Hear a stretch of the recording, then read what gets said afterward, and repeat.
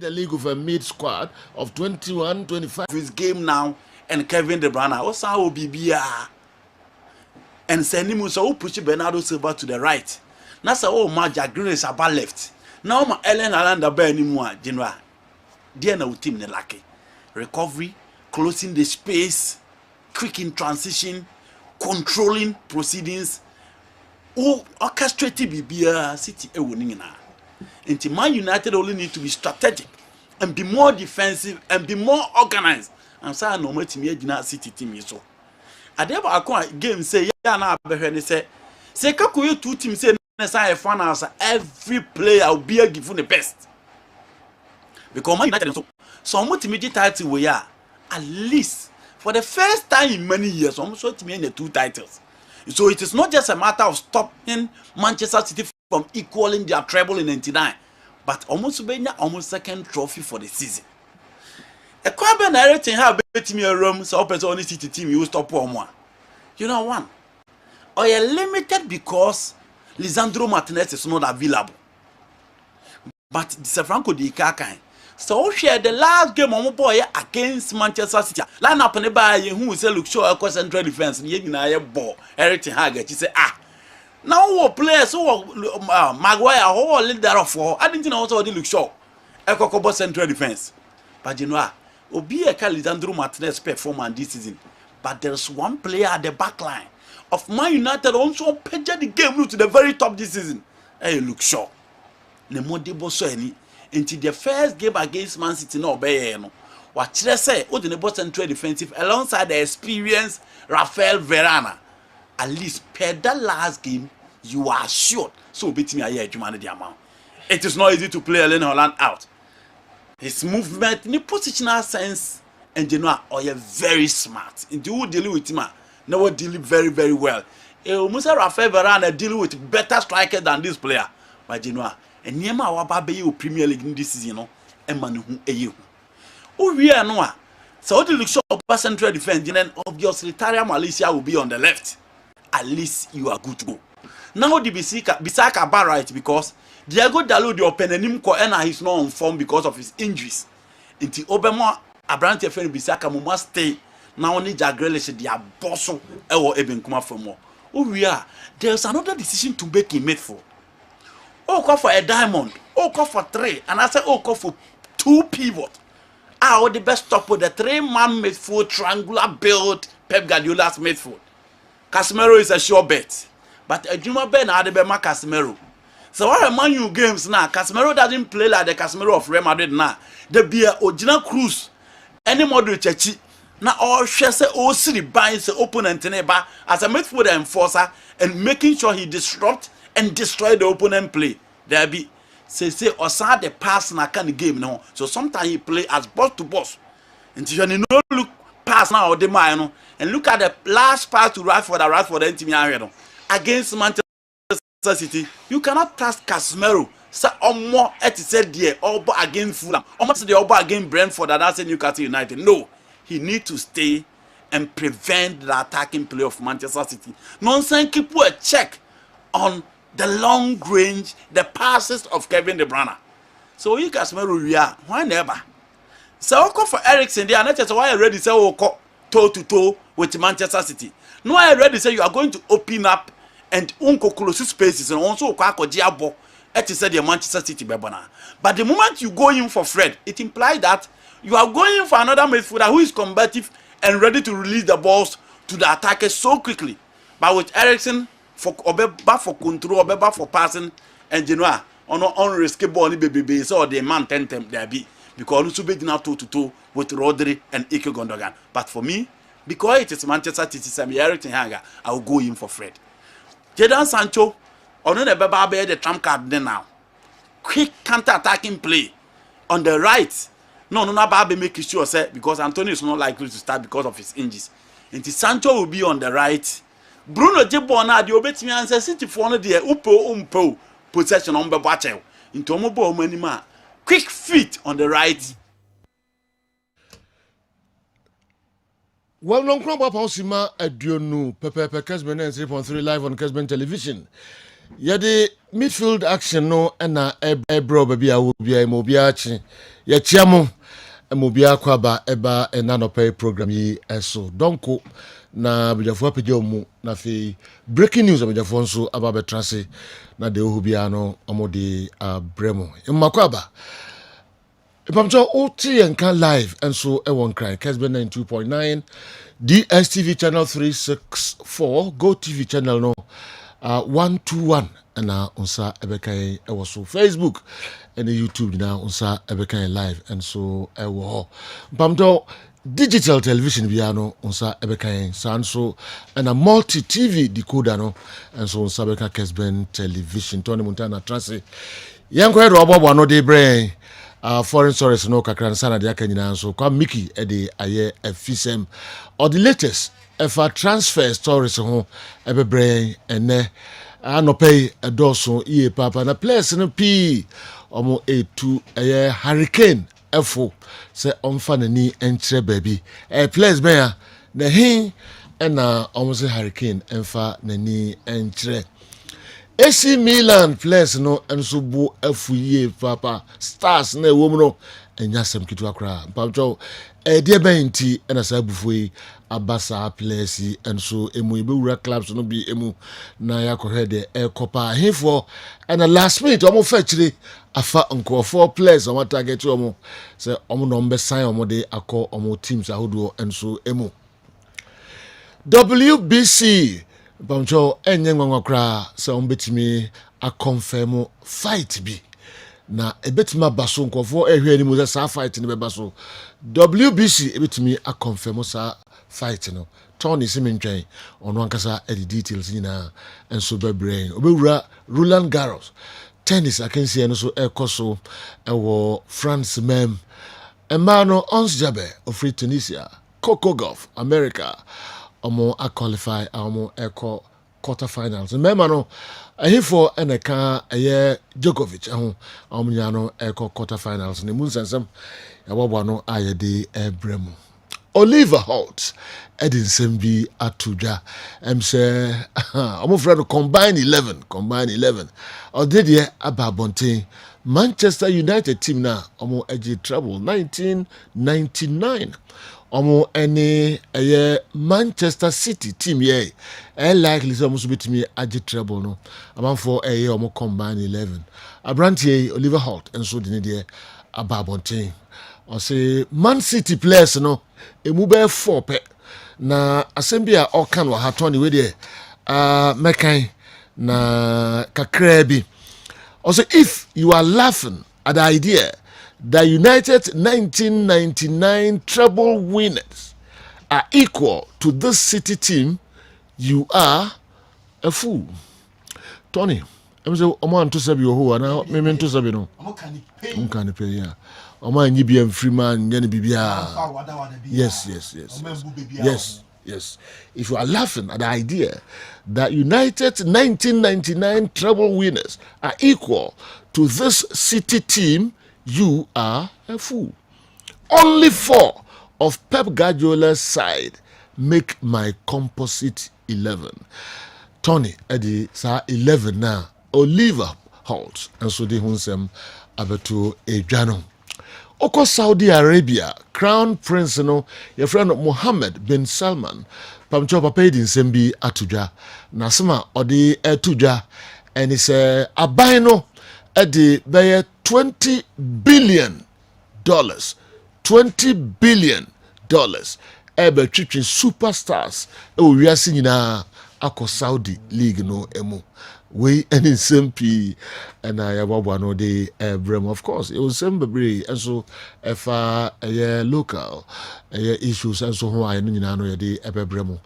League matches na ka de twa to kra ahefo na ebekọ relegation e ho aye din clubs no emu ensemben na ekoso enso ho Ghana Football Association ye be latest enso every ho supporters no titru Heart of folk enya sam kitu akra kasa na omo ekasa enso e ba be transfer enso ye de aka ho amano SCP abono kwa pa onsi media 9 o hwe Kessben television live DSTV channel 364, Go TV channel 121.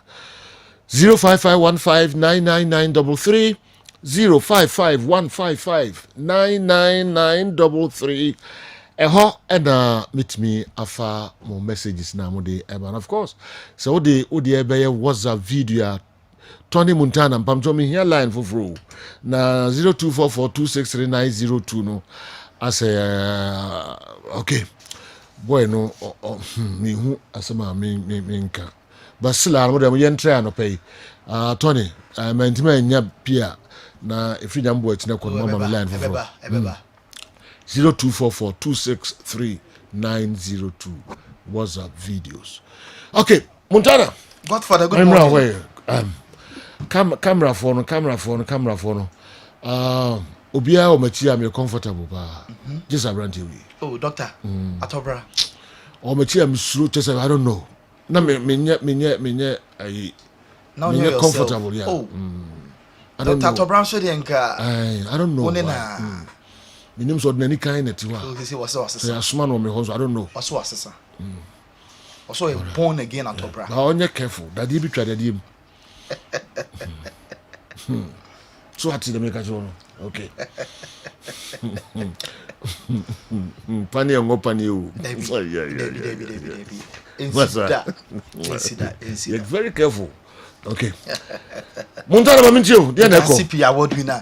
Emena son, ye hen sama ekoso onko fo close so ye sha sen free the world of tennis name rem e France ho and around Garros no ekoso and quarterfinal games no e baso emena fam no and games will be e Novak Djokovic on Kachanov na Carlos Alcaraz so and Stefanos Tsitsipas abo we 2 games ye when say ne e betimi abaso e memena fam enra Kasparov Hogarun and Alex Zverev so a qualify Gregor Dimitrov and Olusu ye Zverev echano 6-1 6-4 and then 6-3 and a Kasparov so a qualifier on it Jerry a boy 7-6 7-5 and then 7-5 and then Okwamano so afemwa game air course non Iga Swiatek on and Serenko and a elbow first set no Serenko at the form Iga Swiatek a lady and no 5-1 and one Jabel, the pride of Africa. Tunisia Baba Wano, well, a manner from no, a very dominant, 2 straight,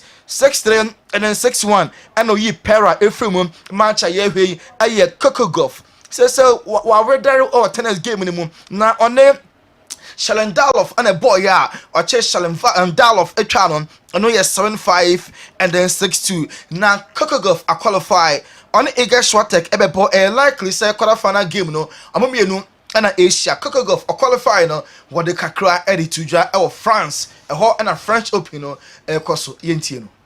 I'm really happy. I mean, today was honestly a difficult match. I mean, as every match is, but the wind was something that I don't know, I wasn't really that prepared for it coming in. The one side was gusting like really crazy. And usually like I like to play in the wind to be honest, but it wasn't something I was prepared for. But overall, I'm happy with how I played. Overall, in your bar Coco Golf, was so happy so progress. Now so I know from Hano Pa, no so notwithstanding with me about what they are progress here. I'll call the quarterfinals of the French Open. Yeah, called boxing room said what Boston Council. Many young class, I'm not confirming Anthony Joshua mandatory bout. Also Tyson Fury and the Kwan say because I'm my Tyson Fury opportunity say on Rankasa MPK new opponent. 2 times when team RH agreement with new opponent, and especially Usyk. I'm be back and forth bout, and team Amas World Boxing Council WBC. Any moment from number team I confirm say mandatory chin by force. Also Tyson Fury and Anthony Joshua, and so it me echo. Yeko America Kakran. Castor am Semenya. Oh yeah, about Bema or Tremical free South Africa. Na sa litu yabeka no sempi or your bar. Nenso oware oba na one ne wife nimpo omo mamienu Castor Schmeichel no ne picture one ne wife ana ye show or Kessben television so enti oyoba ebema na watro book na ne book no watro ne din My Life Has Had Its Struggle na book no a book ano den pa enti October ana book no be available The Race to Be Myself. And also another caption or there 2 book na chi also no was struggle e wa America tuo mu almost said dear ni hormones no mema ne dear no more chain man dear no ukuta mema hormones and fa hanko si ha was struggle pa then eventually waba be successful our lectures into the sabukwe show bien crime October 31 and our sabukwe ebeba bonten we and in some free South Africa semenya casta kakra efri ho enso eba yenwram ewo similar na so ye enra na Milan e de communicate eba ye say omo asake the legendary Paolo Maldini only a club legend director of the club no omo asake Paolo Maldini sani say from enra ebesi ne oko Italia bebia aye she because obiani one otia said that say the new Milan owners ambetima party ways with club legend Paolo Maldini. Now him say AC Milan stars no dodo na edwa. Dodo na ebuofu Mike Mignon. Say Chelsea o me harder o me timi akwakofa no.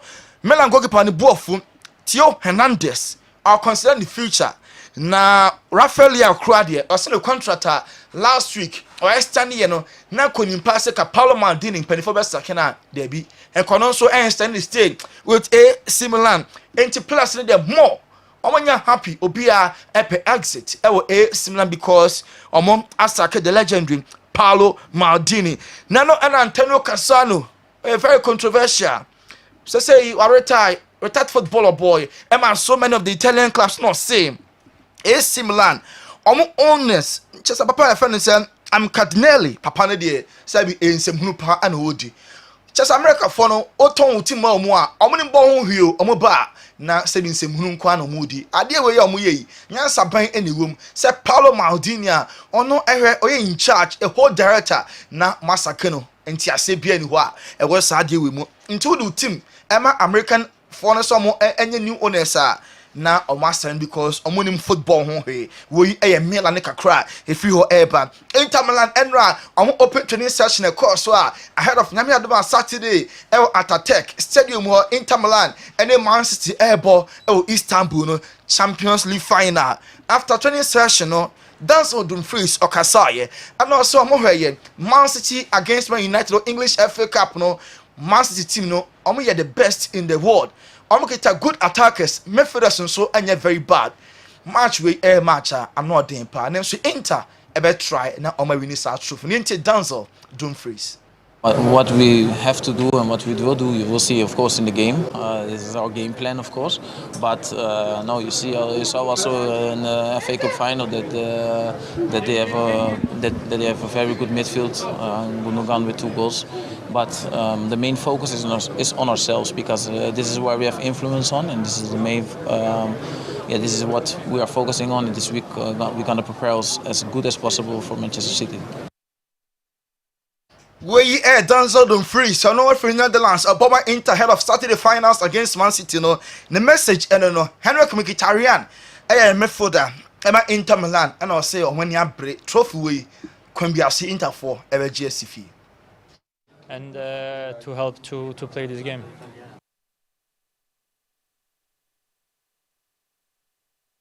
Well, I won't give any advice to my teammates because everyone is getting ready in a different way. The only thing I can say is we have to believe in ourselves. We have to try to do our best. We know that we're going to play against a team which is like very, very strong, but we're a team that is strong as well, and it's not a surprise that we've got to the final because we've done a long way to come here. We've beat many teams and we've shown that we deserve to play this final.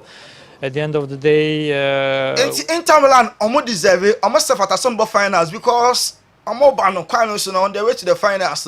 Almost so many of the big clubs in almost deserve them or no unfair to be a man teammate because Obia prepare on his own for the final match on Saturday. Airbus Inter versus Man City. Under Herrera, a latest player, were commenting on Messi fans huru no last time they were about the farewell game at the Ama PSG club no. Under Herrera say Messi ne hu ni sa no or the best awashia no also ne Messi ebo 1 year PSG aso ye and send free her up back to Spain. Money man Messi on and off the field what then you know one sem that as fan bia etimi everything one pass Inter Milan, any Man City airborne cause go for dwene PSG for faso no mo hu kwan mo be faso ko almost Champions final no omo concentration Messi huru no so enya ade a ebetimi aboakwa Hurricane and Real Madrid airpen no na Real Madrid pom pe Hurricane no obi a dodo adoma no atum Ramos a former defender Edema Spain and Real Madrid and also Hurricane O24 and Real Madrid sa opportunity akwanya we entama about once in a while enti Madrid aka so mo pel no ni kwan se otenafi kwa also tremika na because player no obibia obetima succeed Madrid aso ye or physical presence no otimi ehye go timi hold up play otimi link play na or great scorer or technical abilities obetimi up Madrid ntini kwan say or turn it down this opportunity what talk sports Darren Bench former Tottenham Hotspur any England or striker and also Hurricane or Castro Madrid na pe na bebetutu ase there be kwan say ototo ho ansesa also oni bere now ko Spain ekobo ema Madrid nche Darren Bench now but the I don't know the expectation the opportunity to go and play for someone like Real Madrid I don't think you could turn that down. I get it. You want to break records. You want to do this. I understand all of that. You're already Spurs' all-time top goal scorer. So that again, your legacy at that football club set in stone. Absolutely. I think he's a Premier League legend. That's set in stone. No one can take that away from you. Correct. But to go to Real Madrid, and we've seen, you look at some of the players we've seen leave. We saw Ronaldo in his pomp go to Real Madrid. Yeah. We saw the likes of Luka Modric left the very same club, go to Real Madrid. Look at what he's turned into one of the greatest midfield players ever.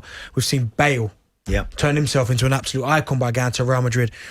I don't think anyone would begrudge. In some respects, I think Spurs fans would probably prefer him to go and rather than go to one of their rivals. We Darren Bent, former Tottenham, any England striker. And also Hurricane on your fast now on seize this opportunity. Nico so turn it down. Uncle Bo and for Emma Madrid on my club, you know.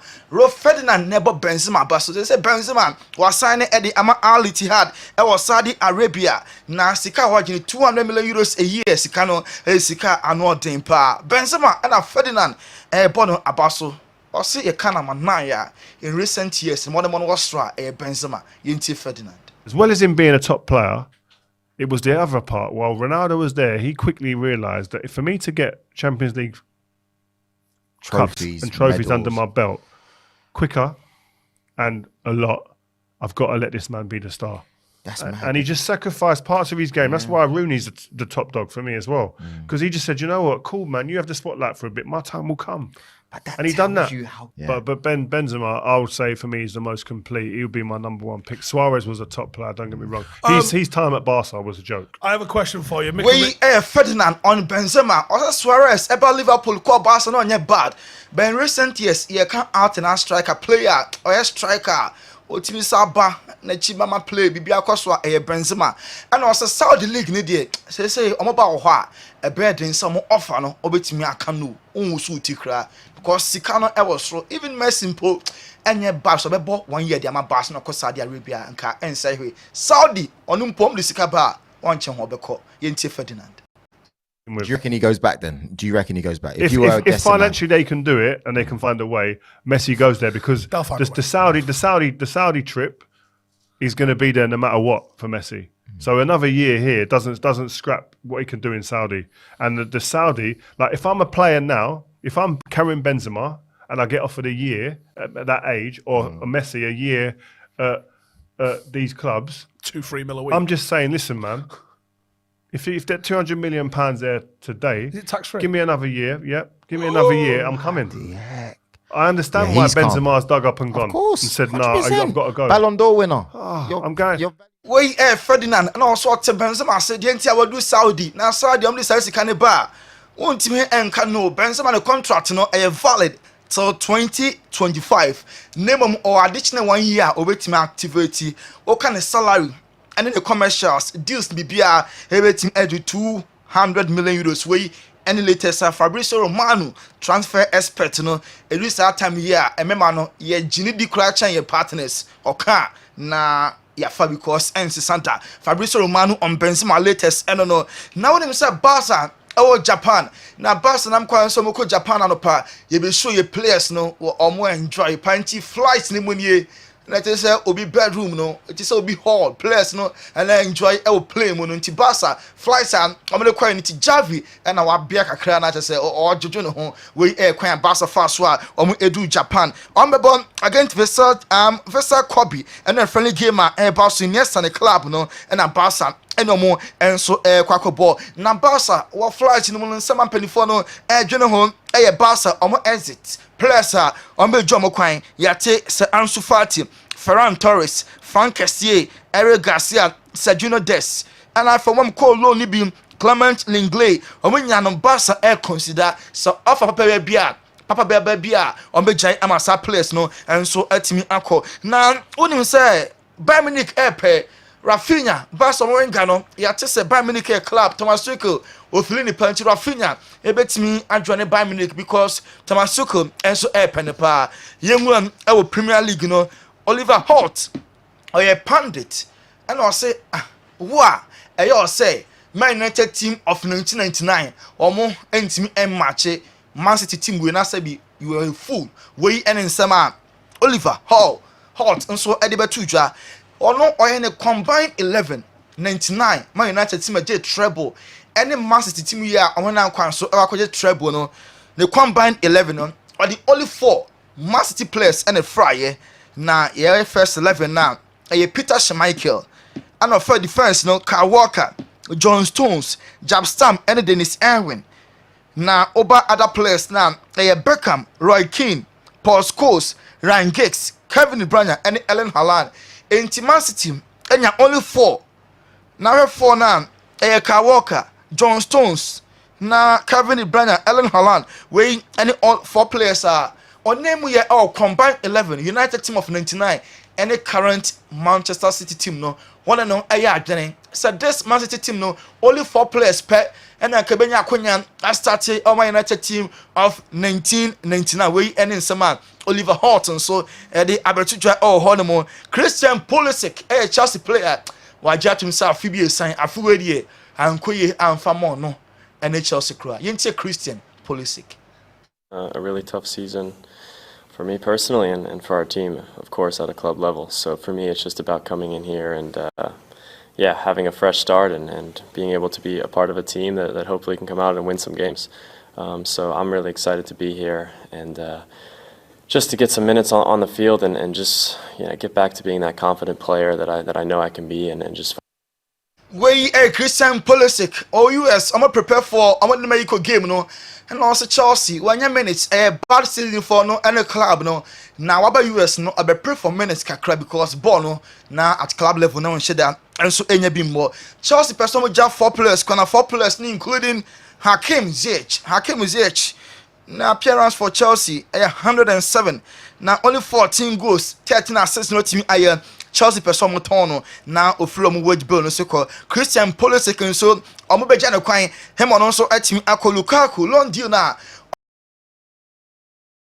Arsenal Inter play so back until Chelsea form person so o person club na also back mo person back omo enfa player on your ball inside committee no e dey amateurs in tometon Lukaku back to Inter and a column Hudson Odoi Okolon e Germany ono so the president no omo pese omo be mana ye adwum ntombe so motono e ma Hudson Odoi enso etime ko Liverpool and omo schedule a medical date with Alexis McAllister omo Alexis McAllister and Brighton awie ene medicals bibia sasa player no e betimi ababaye na no ana Adam Lallana former Liverpool player on McAllister e Brighton no or Liverpool omo enya player pa because technically player or very good or intelligence or ball sense or very quick or very strong na utimi ebo or so many places in Baba Liverpool no Liverpool enya de pa we and Nsema Lallana e de atuja Ruben Neves we want to was player no or transfer Barca any want to Ebeka so no die oni problem bia so be join Barca omo e club no Real Madrid ama Nacho contract extension offer akase Nacho obe steady in the coming hours contract no valid till 2024 into 10 million euros a year and a sika omo ede emano we kakra fi madraso ye enso eba Moses Caicedo Brighton player no Arsenal for personal terms there almost done omo wi akase 2 parties no enso ebetim awie na deal no valid award winner wadaroma we snagina na yede nkofo ekroso nsem no DSC. Okay. Montana de Tony. Godfather. Okay. Dia kano ebeye abo for hon sensem kakra mo the messages nso aba ani na no ebo modin na EP nso e de afri ho e de amamo. Better and the way a free Telekubokazu inside Western Region Lembele constituency. Which player is Man City interested in? Greetings, Honorable Amakofi Boa. Okay, and Opabiano or the Saadi Eba. Yanko the Etwasu, good morning, sir. Watching you live from Takwa, please. Can any of your crew members help me with this? Should Kante leave Chelsea? Can we clearly say that he's been success? He was successful at Chelsea, or he gave what was expected of him at Chelsea? Because after a fantastic season that he had during Conte's first season, Conte has never been that Conte we knew from Leicester City, Gascony, and so the same way Wabusa. Gascony drew a court. Dennis assume. I want Andy Kem to do this for me. In what criteria do the other leagues like the Belgium Pro League, the Greek Super League, Serbian Super League, and others used to play their leagues? After the normal league, they used to play the championship round and relegation round. Again, for instance, they were the first through the normal league. But after the championship round, Royal Antwerp was victorious. I don't understand the whole scenario. Dennis assume they also the Abba, I don't know. Mamimfa we intwa to na mekọ kwa mbiki ona yenhwe aboafo no nsensem kakra kwasi Clement ammunitions man tafunsha eso Sergio. It's like if teams outside Greater Accra and Ashanti regions win the league or are promoted to any level of the GFA competitions, the excitement and euphoria around it is too much.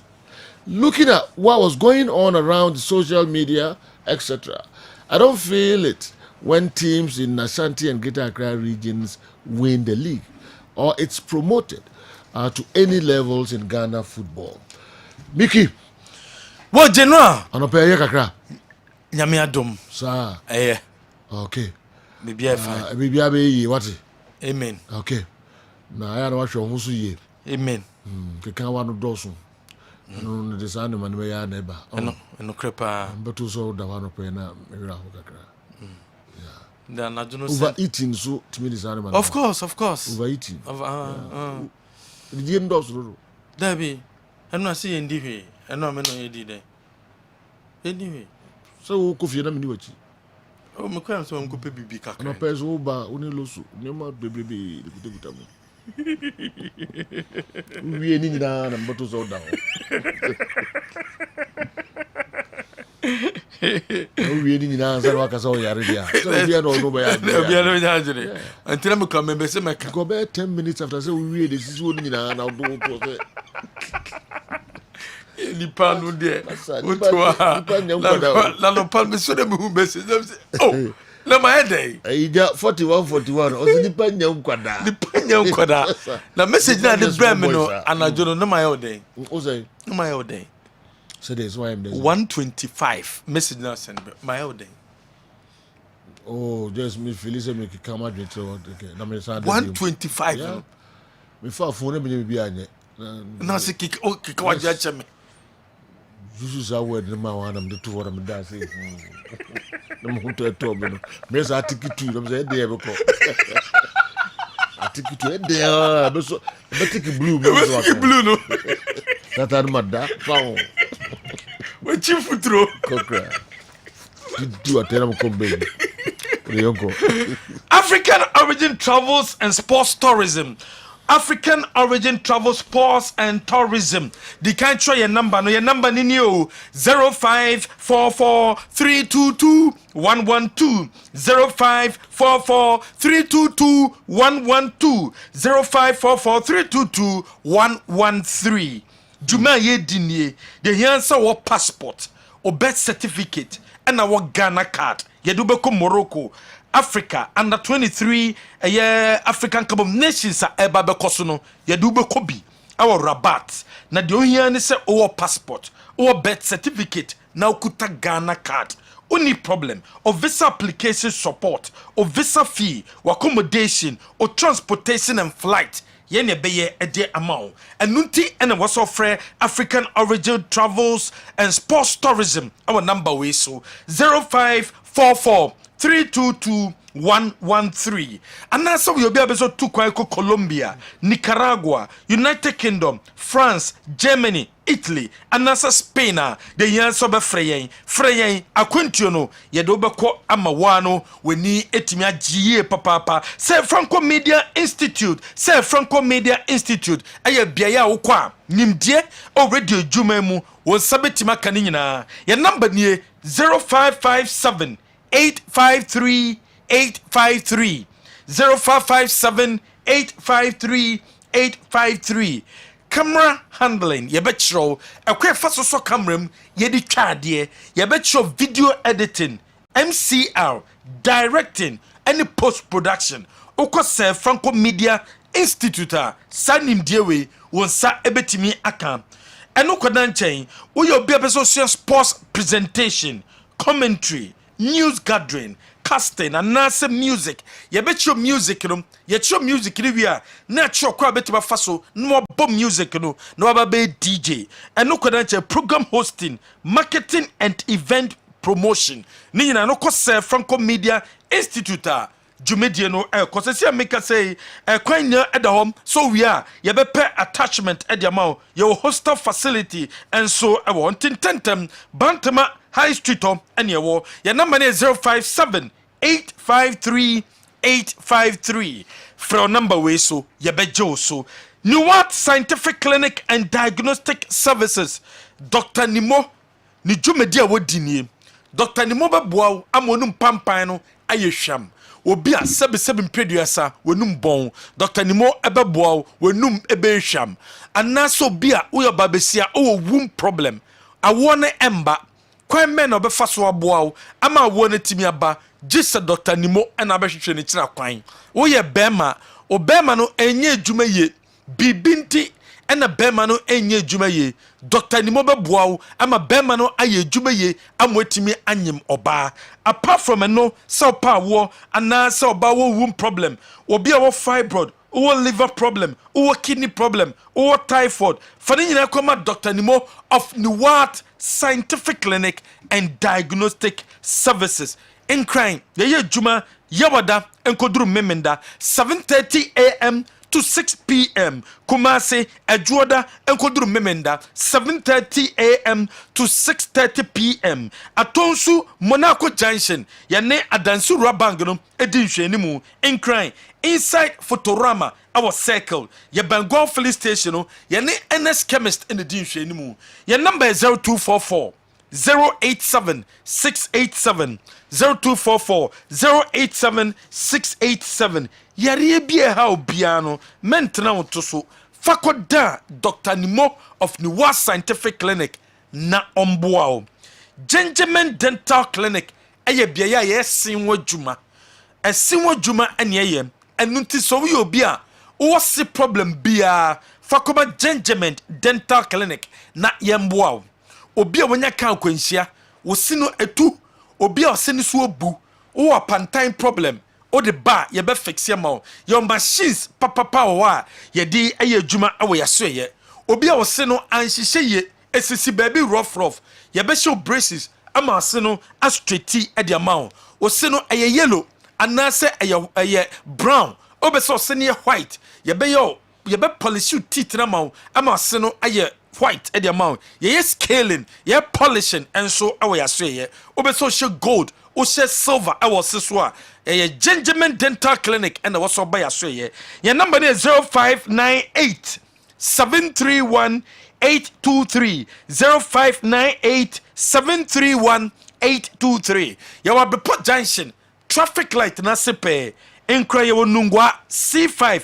Junction so Techiman your magazine marketo ko Gentleman Dental Clinic na yemwo na wo sidie enye wanimonyam wo se na aye bibio no yenye ne ye emfama wo AA Sadiq Herbal Center ene de Flexon 600 edrono ade abedwa so Flexon 600 drono aye obi apeso obo ho ban every stroke yare no ho anaso bia wanya stroke ana apese stroke no eko bomoden nanom Flexon 600 obi a emponu koko how say internal koko external koko aye elephant herbal mixture ena wasa onum ena de Sadiq herbal powder enso abedwa so eno so ye ne powder koko na how internal koko external koko usisi yare no ena ehawa na manyabi enso anom ye de elephant ointment enso ba woposo ena ye oya ukotodwe usisi na ya na ba yisu elephant ointment ne bi enu ne betu ase e de amawo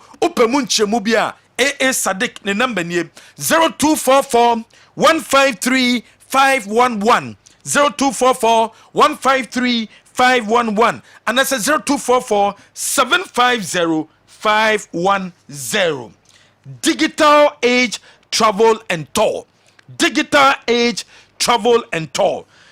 Digital Age number nie 0257 567171 0257 567171 0209 287295 udoko Digital Age Travel and Tour yeba buaw emma empono ope domestic airline ticket etukwan from Kumasi to Nkran Accra to Kumasi Accra to Tamale Accra to Sunyane Digital Age ofrenya yebe o ticket no ede amount hotel reservation and apesa woye obi o se me birth certificate mi hu obeso your birth certificate a Digital Age Travel and Tour and betimi aboa o passport and apesa aboa now we are a Digital Age Travel and Tour your number is 0257 567171 0257 567171 we a professional teacher and now so we a degree nurse we be so too kwa relocate eko United Kingdom oko America and also ko Canada ye betimi aboa we a student we be so ko sua de America and also be ko sua de ewo abrochire o kote o degree okoyo masters o PhD ye beboa o pe airline ticket e de tukwan kwa manone abra sika no ewo from edemawa Digital Aid Travel and Tour e betimi aboa personal business and conference and tour and abeso kwa 0257 567171 and the was offer Dr. Amuzu Herbal Clinic onene the penis Dr. Amuzu se obema na esen wanim wono onto se nyankopo beto ne sa e de afro na bema no ebewu na wotim kwam sa bre na bema no enye adwuma aye problem bi ne wanya ena ma bema no enye adwuma ono Dr. Amuzu ena beboa wo ama sa problem no weyi efri ho wo ye bema obema no entimi soriye esori a na sanso akwakoda wo bia wo sisiere wo prostate no aye kese wo low sperm count empamo gudie no onya ade anase wonya bi wonya mu yare ni bi ye be solve the maw wo typhoid fever wo stomach ulcer koko yare na ha wo arthritis sciatica stroke Amuzu Herbal Clinic and what's all call 0247 776743 0247 776743 Tafo Inshayeso Amuzu Junction ye be Moro Market Enkran ye wa Chimota Christian Village ye ne Puma filling station di nhwe mu ena Sunyane ye wo area 3 Amuzu de o yare no okoya obaboa na watu asem e de ama Showmax Pro no unyan download bia download Showmax Pro ni bi na fato phone so o tablet ne so o phone no ya iPhone a obeko App Store App Store na ma download o phone enso eye Android obeko Play Store na ma download o download eye Showmax Pro na enne ma kwan na hwe series awodo o hwe movies na sa so hwe enkwalantimi hwe eye cartoons awoso o sports so dia oni problem weekend UEFA Champions League final se de baso Showmax ebeyi Enunti download the Showmax ni bi na enjoy UEFA Champions League finals no abra unifie na otu kemu wo office anase wo market wo baabia na wetima enjoy Champions League ni bi 75 Ghana cedis per month per na betua. China Natural Herbal Hospital. China Natural Herbal Hospital. Ewo Tinkwanta. Ewo Kumasa Santase o Tinkwanta. Udro Tinkwanta. Na wa follow a signboard no obekwa kopie mu ewo China Herbal Hospital. In crying, ya sanso ewo ashamai ya ben New Queen court school home. Udruwa obenye Pokuase ACP behind Star Oil home ubohu China Natural Herbal Hospital awo uti dini chese dia na se natural nyemankwa ene ye hwe unsem na yade a ha no ya monduro ye massage awo ya so ye enunti sene so se yare bia ha bia wo stroke or kidney problem or liver problem or low sperm count no sciatica na anaso pressure no stroke malaria fever general body pains and how when you stress or ye kakra bia unante kakra bi no abre o de bra ye be massage o ne ehu yare kura how ye wi ne ma nduro a benuma ebetu ase e de amount ye number nie 050-684-0006 050-684-0006 and that's 0244-435763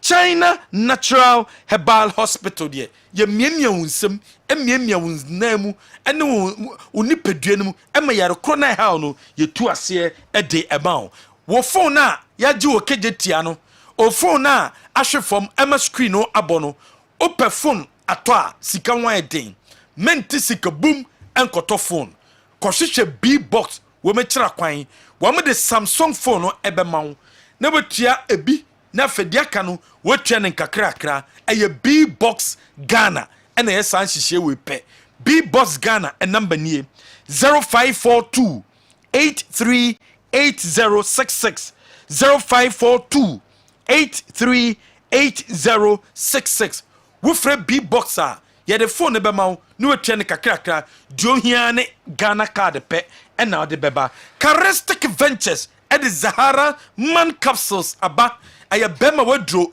bema no Zahara Man Capsules enom ne debia na eno blood no afra na boaw inti bredru so ne obeko hyemu a na nigye no aba e de amount ye de Zahara Mixture and Zahara G Capsules e de abedwa so nom syndrome yenu wei ebom wenya any STD ebeko anase wenya gonorrhea wenya syphilis wenya rashes bi enegu bema no wababesia discharge Charistic Ventures Zahara Mixture Zahara G Capsules no ene wasamunom bed power emodi sika boom awo bed power abra utwa bet no awo bed power say gaming commission amomo kwan so momwa na manfo nye sika ngu ombotom obenye sika gu botom dia na so utwa bet no abra os no awosoro se os no osoro dia udi sika kitua bi na investment no na di sika boom de abrao bed power enunti ena oso utwa bet no awo bed power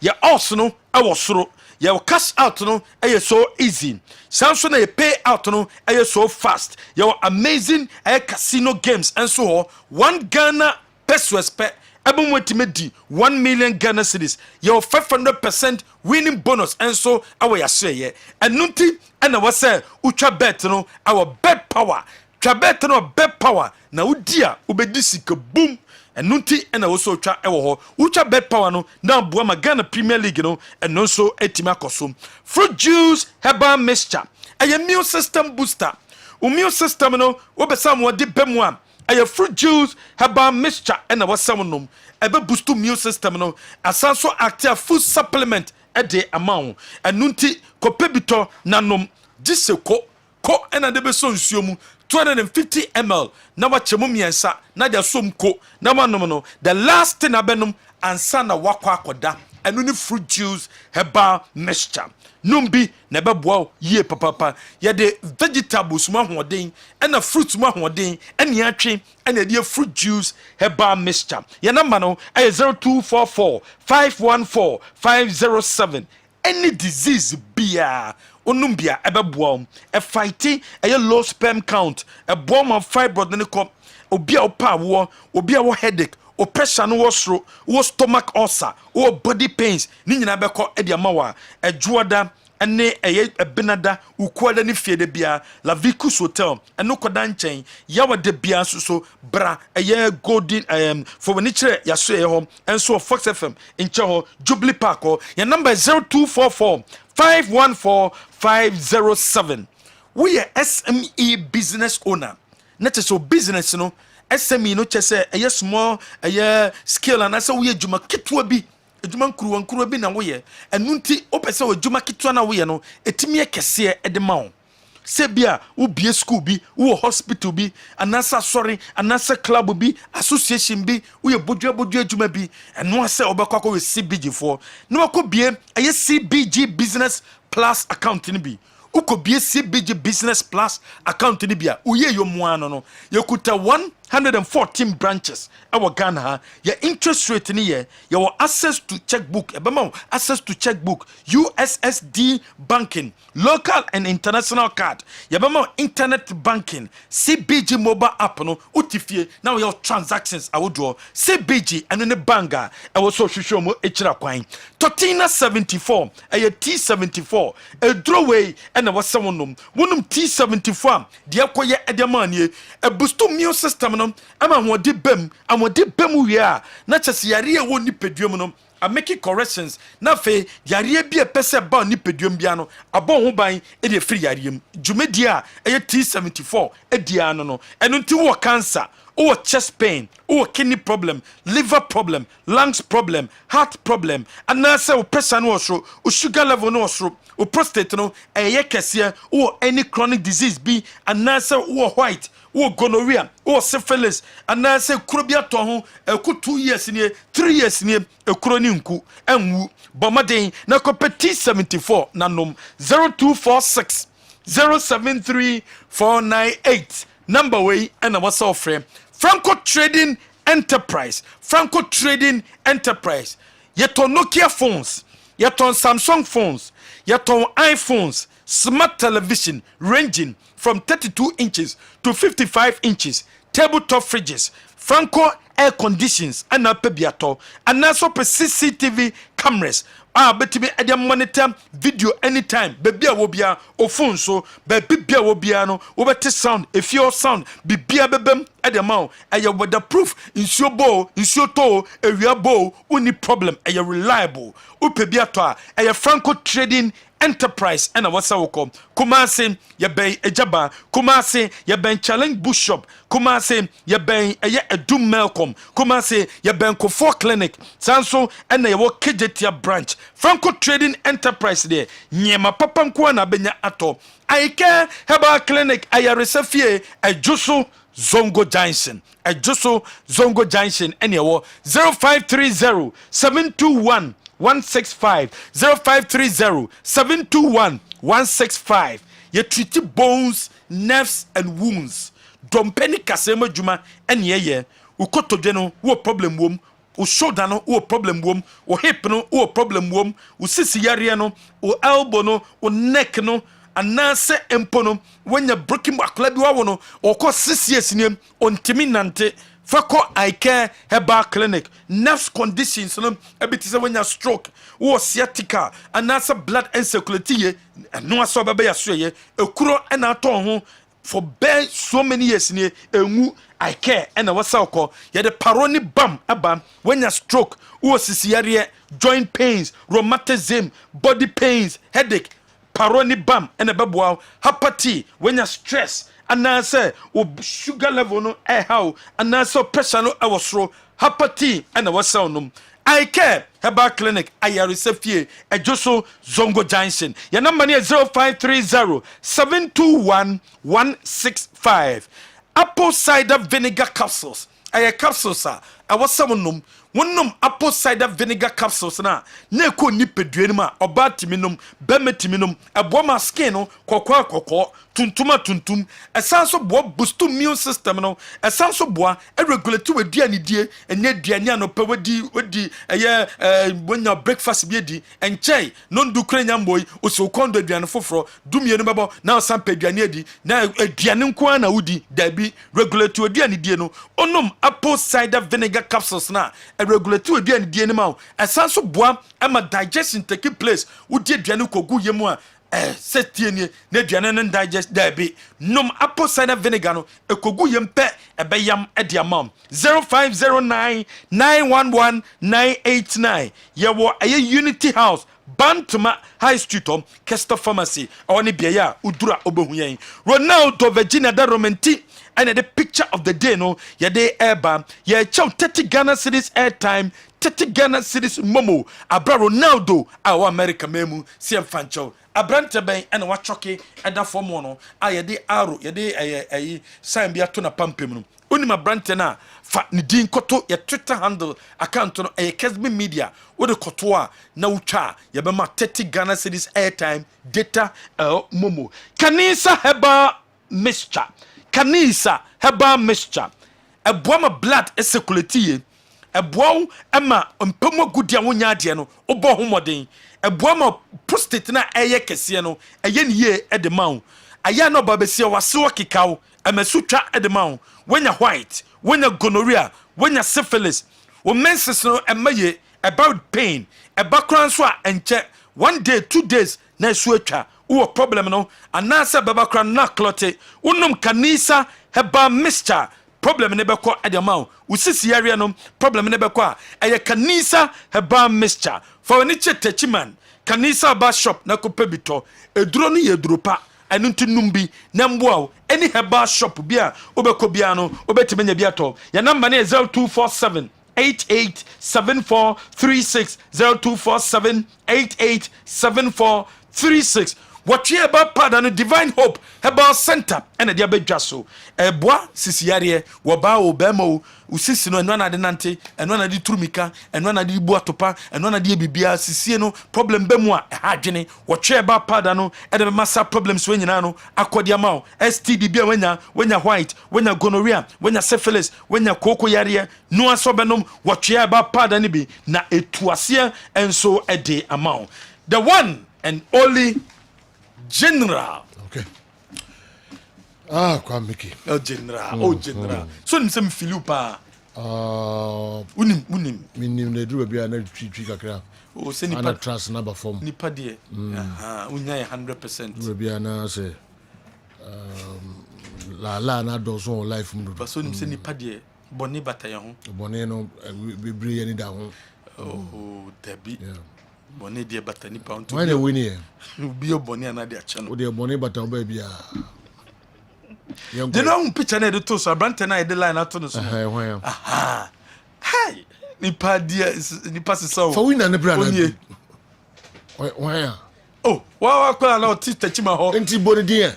Ni manager ni ti tachima ho di nsem hunu ho lo. Ibrahim Salifu Di Maria. Has a folk player, any birthday, January. Any birthday. We wish you happy birthday. Okay. New Weeks 66, and I said next 66 in a winning year. Into offer the number no and to Facebook. Next and as in New Weeks. And the January. What's that? Yen twas way. Someone of my throne to me made me whom train. Sorry for your corner in your sports. Good morning, sir. Okay. Engineer Jonas. You are listening to us live from Gambia. Your chaupa. May the good Lord bless you too. Your dasipa, Engineer Jonas. Your twaso de mamo. Your four baba translation 7 mukakra mreno. Eko ye papa. And the came ewa. Sanso and Awa Mohammed and so Atrase. Okay. Mamisha volleyball Ashanti. Day 3 Ebekoso den.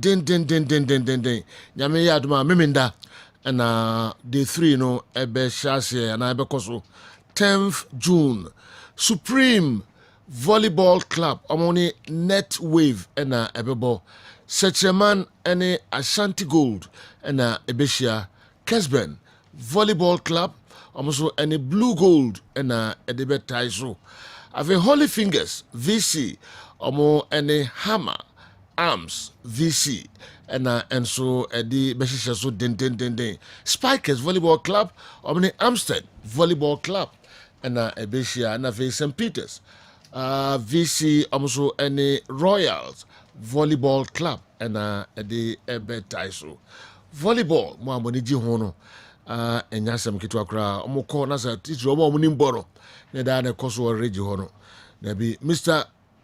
Asoga Kwabena George una ye chairman chief ye chapa modern obo say volleyball betimi akoso ewo Ashanti chief officer Asoga Kwabena George amanfo da wasepa na volleyball na yade amanfo eni eje ho pa woni nyi volleyball ho na me volley captain GHS volleyball captain GHS wow apart from GHS you know with my volleyball captain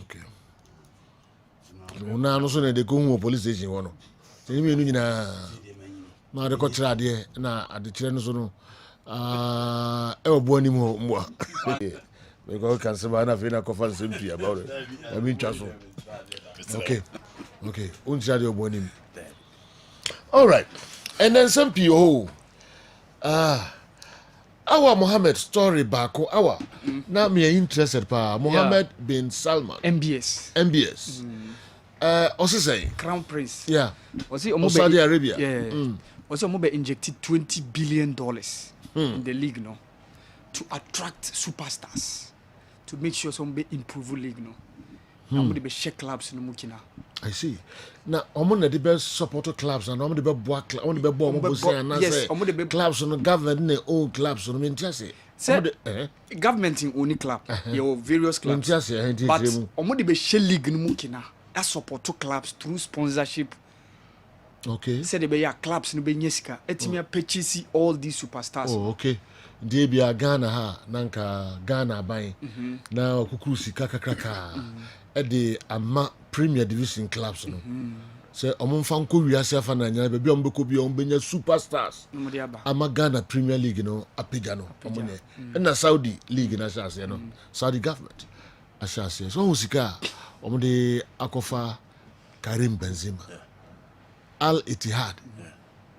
Eho ena Santo ewono Spiritu. Nuno Santos Espirito Santo. Yeah. Eho no wono. Former Wolves and Tottenham coach. Yes. Rudiger say coach is Nchebi, I no coach in the Liga. Rudiger say as coach in the Italian Serie A with AS Roma too. And you know if you want to revive the league. There's almost four coaches papa. Leandro Jardim Monaco coach out there through 2017 Champions League semi-final. The Saudis here. No, you know that is the way. Yeah. So per se, Obi also $20 billion US. Yes. But they support clubs. Time Mbappe Picasso or Real Madrid in DNC France. To the level of Emmanuel Macron intervened. It is general sanity. Silvio Berlusconi time no. Oja Edumane de ma what is the other name of Adriano Gallieni. But you know again Italian connected and look at the standard of Italian football then. The whole Mbappe, he's a French boy. He's the French icon. He's the poster boy. Only France senior within the French league. In the last 4 seasons, he has been the best player. Or in the face of the league, Pierre Gifwana be invested to lift the face of the league on. Because after Bernard Tapino, the other team called him. Jean-Michel Ola when yini into the team na a talent factory on team compete at top level bio into nya Lucas Paqueta no akotwa onya Bruno Gomes no akotwa into o se ono or try so obetimi as stay at the very top but competition no din the mom and this is a league after Marseille in 1993 they are yet to have a team or be win the Champions League Pierre Gifwana na aye stay top until the last 2 seasons somewhere from at the round of 16. Inti se omu nya Messi aba be kan je no ahwe Messi ba no hwe nipa ekoko hia no wo ye sure so no mu na PSG fans no but a way to lift the face of the league. I said the buyer alcohol bonti we as a better. And no money di actually ko e tower. Mbappe so okọ because Real Madrid are ready to pay whatever he wants. It was said Emmanuel Macron intervening to make sure Mbappe will stay. Into the same thing. Saudi phone omo ye omo dwuma na akwa kosi 2030 na ombe bede say omo ba beje World Cup na host no. Into omo de omo akwa to Greece and Egypt so imagine having Ronaldo as an ambassador. Imagine having Karim Benzema as an ambassador. Imagine having Lionel Messi as an ambassador. And when these three players arrive, it is so easy for other players to follow. And Sisi Ababi Angolo Kante Jina no likely to no bit me follow. Inti at least some more right here go save Adabreho. No more players some more 35 36 so dey some neighbor here. I can tell a call for no ko faneba. Na di no omunya sa names no ho a. Oye prayer dear Nebeka say my uncle. Because they will be having good players, they will be having galaxy of stars, and Oshe coaches now almost stay at middle table, ni lower table no. Europeans and discard the Nino Espirito Santo from Wolves to Tottenham Hotspur and Fa and Omafano. Rudy Garcia from AS Roma, Olympic Lyonnais, and Omodene Koye. Do you know I will have no more puchi moru no modo mako. Because China for years or more, and at a point, no more per Rafael Benitez, no more per Marcelo Lippi. The big guys with the technical stand. And Jehona Sadi for them. Football is Canada. And who is guy, you have the ability to attract any quality. And you can England for us because he is Sika or Mutiadema. Tinisika or Mutiadema and Kevin De Bruyne called Barcelona and Real Madrid a check. In any history in Kuabio. History now, you need to have the money betting your back for you to compete. Can a what is a Real Madrid never say pe one hurricane? But Manchester United can offer any amount that Real Madrid will put on the table. So United will be nerves he will not go to Barcelona. Because Sika, in terms of Sika Semodie, almost betting your match or more on paper. But can you know, no history, former players, any achievement. But these days is about money. And it's always car, you are good to go. And Tina PSG from nowhere, Beba, they will have Neymar, they will be having Messi, they will be having Kylian Mbappe, Zlatan, Cavani, Thiago Silva, Marco Verratti, and the lives. To say MLS now, omuntimi attracted nkwadana omu yehu say ombaye superstars kwan biaso. MLS ntimi attracted stars and say friends Vinicius Junior no untimi form ko MLS okay this omo do baby a omba be wi omo career no omo na betima ko MLS enko esa ewo Saudi Arabia superstars so called superstars omo pom no enye Benzema no ma wa club ako 14 years oni bibia de kire biom nti okwa ko pesika akra omo betima attract Vinicius Junior Vini no way you know I two things US for normal clarity there. And they just want to entertain people who love soccer. Saudi for the clarity they almost clarity to host the World Cup in 2030. So USA and Saudi and Omumi at the frontier almost signing players no any the same. US for the almost person who stars on almost team and show almost European on the mobile. But we mu the almost person who stars on almost the front runners. A team do co-host to World Cup no. After hosting the World Cup, they are good to go. But let's not forget. Back to they don't care. What they want to achieve is that Qatar hosts the World Cup almost deserve to host the World Cup. Because in 2002... Don't pay attention. Yes, in 2002, they were part of the World Cup. Emma Germany shot almost 8-0. Michael Christian Ziga at that particular time. In the Qatar for an year, almost to match what Qatar did. It's 2030. So I'm going to Egypt akasa, Greece akasa. What again?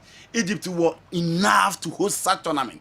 Greece were enough to host that tournament because several we've seen UEFA Champions League World Cup finals at Athens. Menka Akramika 1994 in 2007. Egypt for so Cairo International Stadium or Arab International Stadium. What again do you need? Into Omona was so but you know, let's not forget. Science, son, started from South America for Oscar Elko, China, no onye penny. Alesta okay. Okay, for Oscar, what about Alesta Shera? Now drew ne to level. some extent. Now, okay. Now drew ne level. European teams no be a Palace Teixeira. And he was one player who was exceptionally good. Alex Teixeira and number 7 years in America in 2009.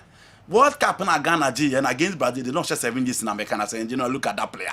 Wakobo Shakhtar Donetsk Babunye. Big teams were after him. But Sika almost buy, you know.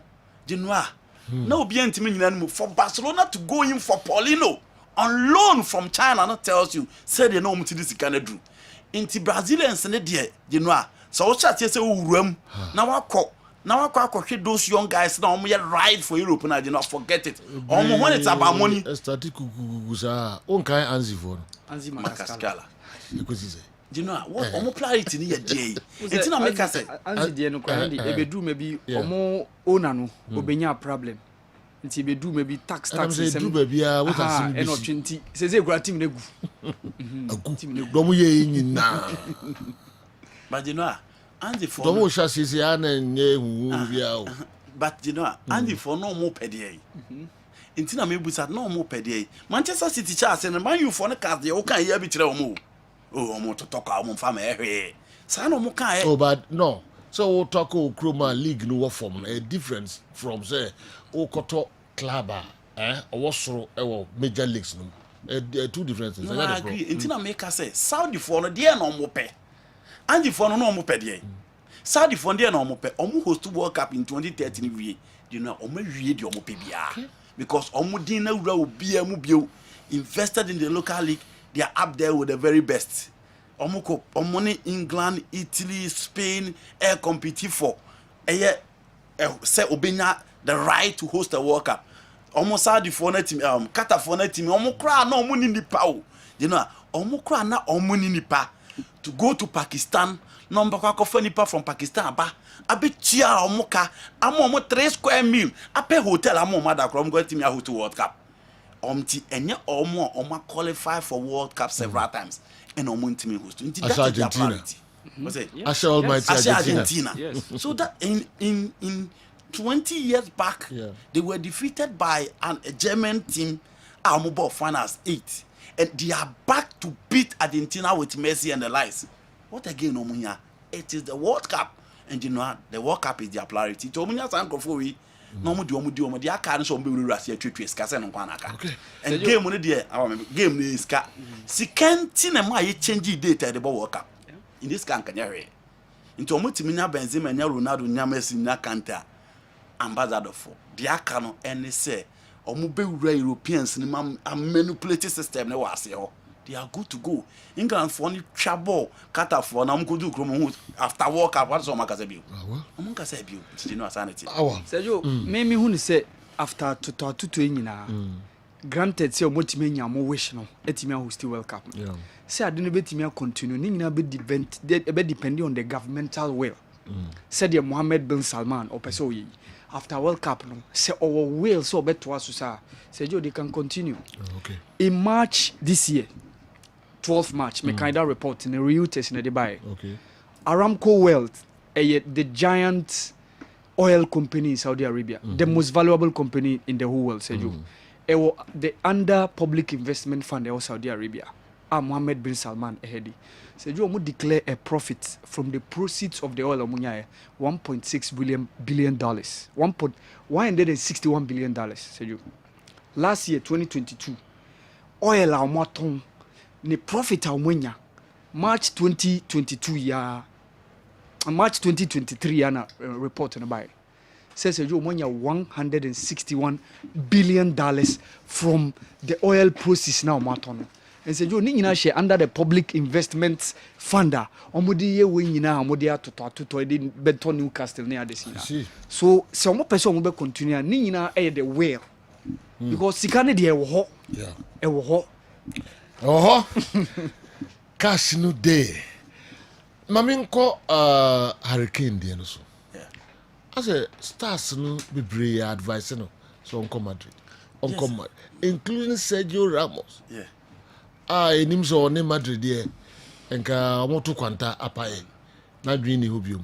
Or advice player bia obenya Madrid kwan chance no so on Real Madrid. ɛhɔ na ɛbɛyɛ ama no. You know, it is not easy to play for Madrid. And we are one. There are a lot of things in Di Madrid the cheer, so you play an alcoba ubitimiana. One, to play at the iconic Santiago Bernabeu, a different story altogether. To work with Fiorentino Perez is a different story altogether. This is a club who alcoba it me assure say, oh you don't hook a crab be a Ballon d'Or on Sabeka, and look at Modric Amre and an Sakai. There were times clearly Ronaldo don't deserve, but in Sakai. Every player dreamed of playing for Team FN in Real Madrid. It is the standard. It is the apex of club football. How many English players na Team Akwakusi akan ho? How many English players na Madrid that bomb so omo pe omo? Me sure say ne. Say yeshia aye Daniel De Rossi and Francesco Totti and aye busa omo say Totti severally rejected Real Madrid that. Or you okay now, best son no. Inti Genoa, Real Madrid did as a player, a honor will be a dream so beko. So pesi who relevance in the world game. So pesa what you Champions League na ope, trophies na ope. What do you want to achieve? Money, everything. I would team my FN Madrid, and it is not easy to play for Madrid. Say team Real Madrid beba so omo and then no mekanwa Steve McManaman, Jonathan Woodgate, David Robert Joseph Beckham, Michael Owen. Women a couple Real Madrid, nipa back open a year successful. That is Steve McManaman. Into the Champions League, me no de ma omo. You know, McManaman did this heading way who saw the baby sine. Into Madrid, it is the standard. Into who now be to say Ramos. Or no queen of fast so free honor, you know, now can't be you, Mr. Fiorentino Perez at a point, and you're fair to him. But that is Madrid. So more person open a new chapter. They don't care about you being Di Stefano, Puskás, Zidane, Ronaldo, and the likes. Into Madrid is the standard, and Hurricane gave no wow bogu because to me achieve way. But all Madrid, you know, the born now, Bowa Hana, so to me, boss, he will be contesting for the Ballon d'Or in Madrid. Okay. And again, Obenya trophies are to be working with Carlo Ancelotti alone is just good enough. And you know, Obesa Babe behind Rodrigo and then Vinicius Junior. Imagine having these two players behind him. There wouldn't be so much pressure. Okay. The Akani and the confidence level. So the confidence, no, the Bobono, Obetimi Abodiama. He is fully fit for that particular profiler. Carlo Ancelotti Epe. Until we say England fully in say Madrid, you know. To be at that level and every player dream to be up there. Inti nyanwa so muni de puchi so nkuzi akan. Darren Bent. Yeah. Or say you can't turn down Real Madrid. Inti onka no onko replace Karim Benzema. Real Madrid, you know, say uti omo history. France, Spanish, Argentine, Brazilians. 4. Omo no nya German baako. Omo no nya England baako. Omo no nya Italian baako. And for Argentine players say omo ignore Real Madrid, it is normal. For Brazilian to ignore Real Madrid, it is normal. But England they akonya bay na wo. You know Real Madrid. Most of the English players dreamed of playing for Liverpool and Manchester United. In TNA, the main level, baby, yes, you be a dream as a footballer so bekono. You know, say born no court in ma. Na say team here already so sign anyway. Now say who the onus lies on you to decide that. Obviously, every English pundit will advise Hurricane so on Real Madrid ne hone beating aboa. And say what so her players are about Tottenham. I'm walking out from there. Etimi out. She someone like Gareth Bale or Real Madrid, he became successful. She Luka Modric, he became successful. Even Omo Amuni ni one and saying Eric Lamela, Brian Gill, they are UEFA Europa League winners. Ndombele oba enchebia wako Napoli akwaye winner.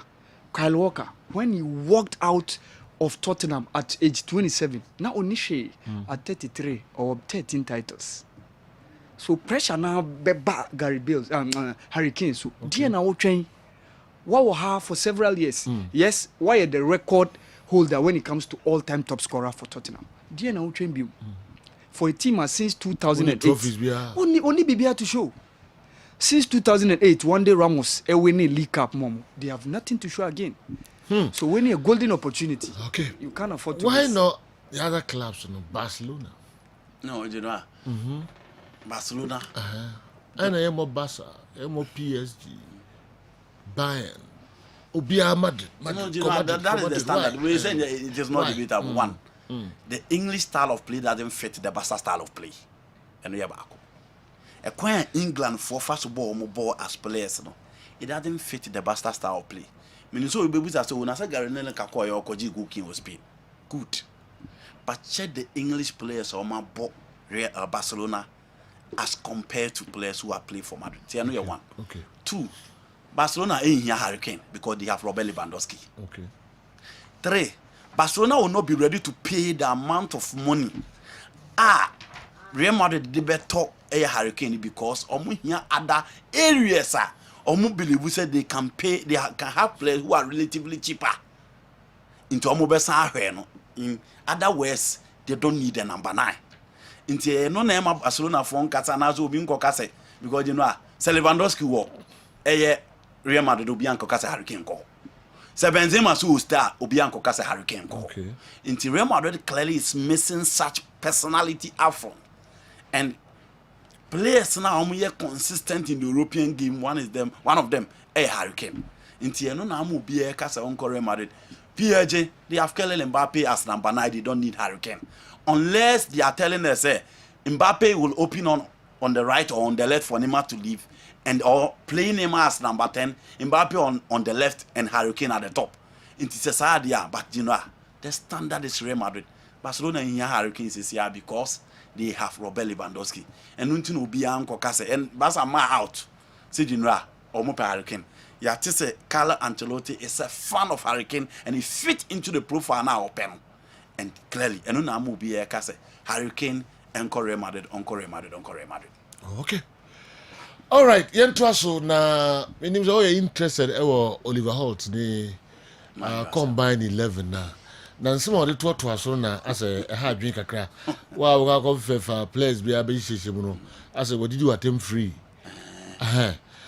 If you are laughing at the idea that United 1999 treble winners are equal to this City team, you are a fool. Minim say no what you say no they are equal. No, they are not equal. And I win your fool. They are not equal. Masa no they are not equal. What you saying? City team way over team Domato to 1999 treble winning side no man you are. So what you become a say some time ago winning narrow. Yeah, general. We players now just a mode or yard crow. True. You know, No, I say Oliver Hart say they ain't better. also what is I know you are a fool. But they ain't no say better. I say 99 they ain't better. I say only 4 of Pep's side can make my composite 11. Only 4. I say goalkeeper no Schmeichel. Okay. Right back Kyle Walker. Center back John Stones. Okay. And also for Jabstam. Oh wow. Left back Okofa Dennis Irwin. Right midfield Okofa David Beckham. Central midfield Okofa Roy Keane. Midfield was center was Okofa Paul Scholes. And Ode Ryan Giggs and so by Kevin De Bruyne and Erling Haaland. I disagree with the choice. That's it, general. That's just also confirm. Also only 4. No one about say omo ya the chrono. Strength ya the chrono. Who know did you at them? No, they are not equal. Yeah, they are not equal, general. But it doesn't mean say we're moving Ura 1990. Oh, don't casa. Yeah. Also 4 pen qualifies over to be room. Na man also be no case almost strength ya the chrono. Men the 4 no. Obi cry the City players no more a change. 99 squad. True. But in the 4 no almost on one bit me a room. Ebi a Gundogan about form na the room. But we didn't go room. We didn't go in free ho. Any other yasem no. Or about form Gundogan is scoring. He's really creating. Or boxer. But why now they need 2 free that United team. Okay. You know, menen the yard, but that is not to say some dodgy in the statement. But menen the yard. No, okay. There's why avoid the word, you know. Yeah. But menen the yard. Okay. Menen the yard.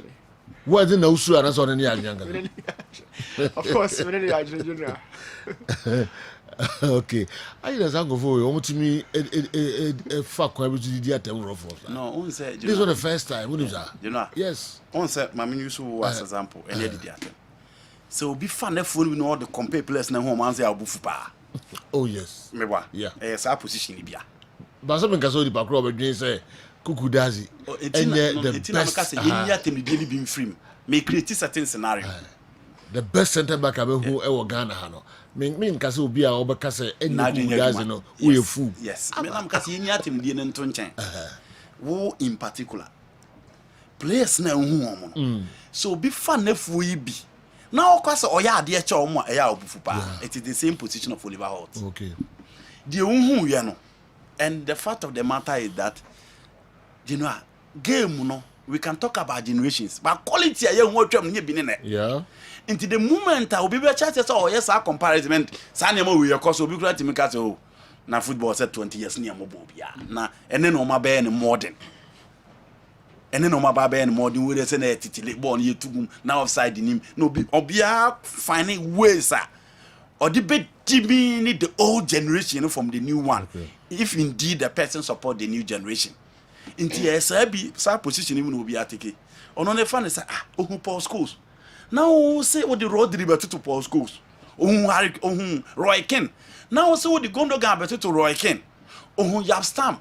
Now obisi Ruben Diaz ya de che Abstam. Obisi Edes ya de che Peter Schmeichel. You know. So one two boasia. Those are the words that you use. Okay. It's just like Obi Beka say Mbella I said 21 goals so he's better than Prince Poli. Okay. And I saw ya de che Bekwen. You know how to wa senipa kro no. So enye radio so na wa hwe word that be so amano. And he on kasa mo bi. It's the same position but unse nipa mu kasa na o kasa omo ho ne de utimi kan de opebia but here ha no sorry and you sorry traditionally kasa no also ma ho tie nti untimi kasa obi no na adwenti na adwen adwuma no. Okay. But you know say technology abe hadwene nansan yo technology abe hadwene abeboa ye this say kind of EPTS external performance tracking systems. Okay. Players na sha babe wa ya na ade bi show machi na coaches na watch ebo mo everybody yeah. Players no monitor mo bio system player bi on mo twa ntro coach mi pride game we dey meet me ginam coach Jimmy D game we dey Jimmy D mam confidence a odi ni gina game no on ma the kind of performance a wo pe two ebi mo so the injury kura no bi esie a mo kan kiro so you see the kind of EPT as a standard performance tracking systems na coach bi agina nche na babe no show memory no esha watch no and ebisha babe no eti all run averagely every professional player has to cover 10 to 11 kilometers so on yarea it what me cover by 6 kilometers right after training coach me me afro control say madam for cover 6 kilometers na 4 na kan why na cover so ma okay it means say how dey say kan okre fidie na you to adi na mom on the other hand improve your performances boost your energy and improve every day your work rate ya dey work park so but general do you think say na ya ka say and Maradona dey in sachets go na kenche no she said the technology see feature goals yet go back Adimolali Kuma na penalty a Dennis Odoye no 3 minutes 40 seconds na ke atwa ko against Nigeria but technology stop game no my feature no e dey say buy and no Manchester United ni City game had it not been technology like a Bruno wonya that penalty no bon share so general goals no na Pele mo share game no na Kuku das mo bono we admit and agree say omo talent no na e was pa but general and year I am so sure say ka technology no ebetiti goals no be brady afimu most of the fouls come from Hundi. And so a nefwe omo perform to the extreme level offside general apart from referee na ojina so no enipa about 8 and our VAR room how almost check out. So technology in general apart from say my performance ekosoro I am sure say katetefo no so nei the technology check omo bebre aka be goals no bebre dey free mu anka muntimi count those number of goals omo de ba no and all count to generation after generation every generation be an general ya na e wo de ba conform omo generation no omo bebre omo bo mo homoden okọ even below that abako to Kuku das mo level no ababa to coach Frimpong man so level no adwuma omo body ma ye no bi antimi underrate omo but enefo no de how our technology etimi scrutinize omo no general I am sure say katetefo no dodo na bebre ye beti Pele ne goals no bebre de from offside and nei won some way machine be ye pi general yen jimin jin tumu se ka go sin be free mana wow hwe kuna technology fast so fetchire boy ya ye boy pa and I know grillage ball no ke hu ne nsa ha keke and now kai penalty ba kwa Champions League no em say Man City Champions League ya e ka referee je to wi okoba no besesa na adwene had it not been that and can twam kura koda da no okay so technology no general and name so performance no yen hwe stop you but yet they keep continue to give their best and I am sure say katetefo no a omo records no be brave be slashing off yɛntoa so na me busa baako pɛ na afei binim sɛ wode baako a na mmienu bɛka ho a na afei yɛte aba Africa ha so kakra na yɛabɛtoa so de aba mo Kessben 93.3 Kessben 92.9 DSTV channel 364 Go TV channel 121 Rafael Leao last week and or extending the contract 7 million a season na ɔsena onim sɛ ɔmbɛ pam Paul Maldini and can extend the contract. And you know, Theo Hernandez and the other players. What's so special about Paul Maldini? You know, Paul Maldini is as a player in now above. You know, Paul Maldini or the Pele of defenders. I mean, who team say be a Saki coach? Not players, no superstars. No. You know, Bakubi and Nambi, yeah. You know. The only thing I miss from the boardroom World Cup 1994 no Manti he can compete with Daniel Passarella. He will compete with Franz Beckenbauer the Kaiser. He will compete with Bellerin. Defend the beer above football mu beer by beer who did Paloma or didn't be in a beer, not the Paloma didn't be now. The only thing is that in 1994 Roberto Baggio said penalty, so the Arrigo Sacchi's team went to win the World Cup. Okay. And ne papa be coach in 1994, 1998, or in the World Cup no. And for me, the best Italian team in the last 30 years, the 2002, it ended in embarrassment. But you know, players na team be no musi makan. AC Milan. So what kind AC Milan? You bet me abubo dian bubo but e be wie Paolo Maldini abubo ano.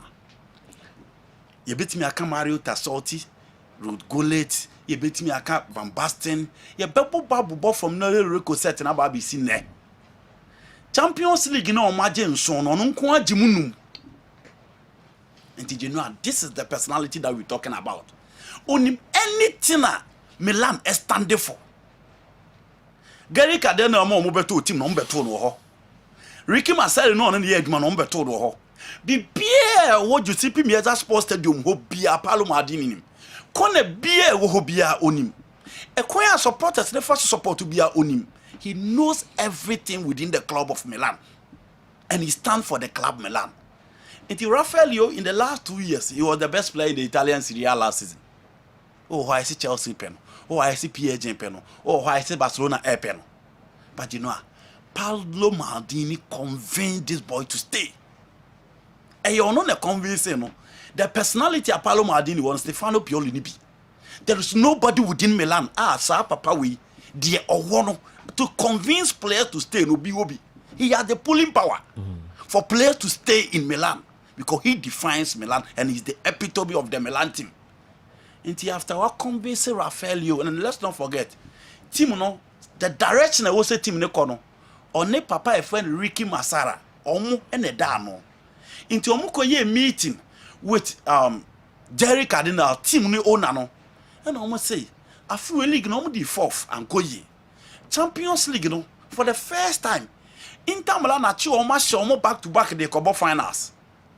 Into what is the direction of the club? Next season here on person omoko. Opening trade the person the team neko. Omo check in some opening can name what. And omo penny the share so we can. Eventually the man has to show them the exit. Okay. Into the amount Rafael you are ban chan be can you know Ubia or AC Milan team be as a player look up to Maldini. Into play in I will look you up to.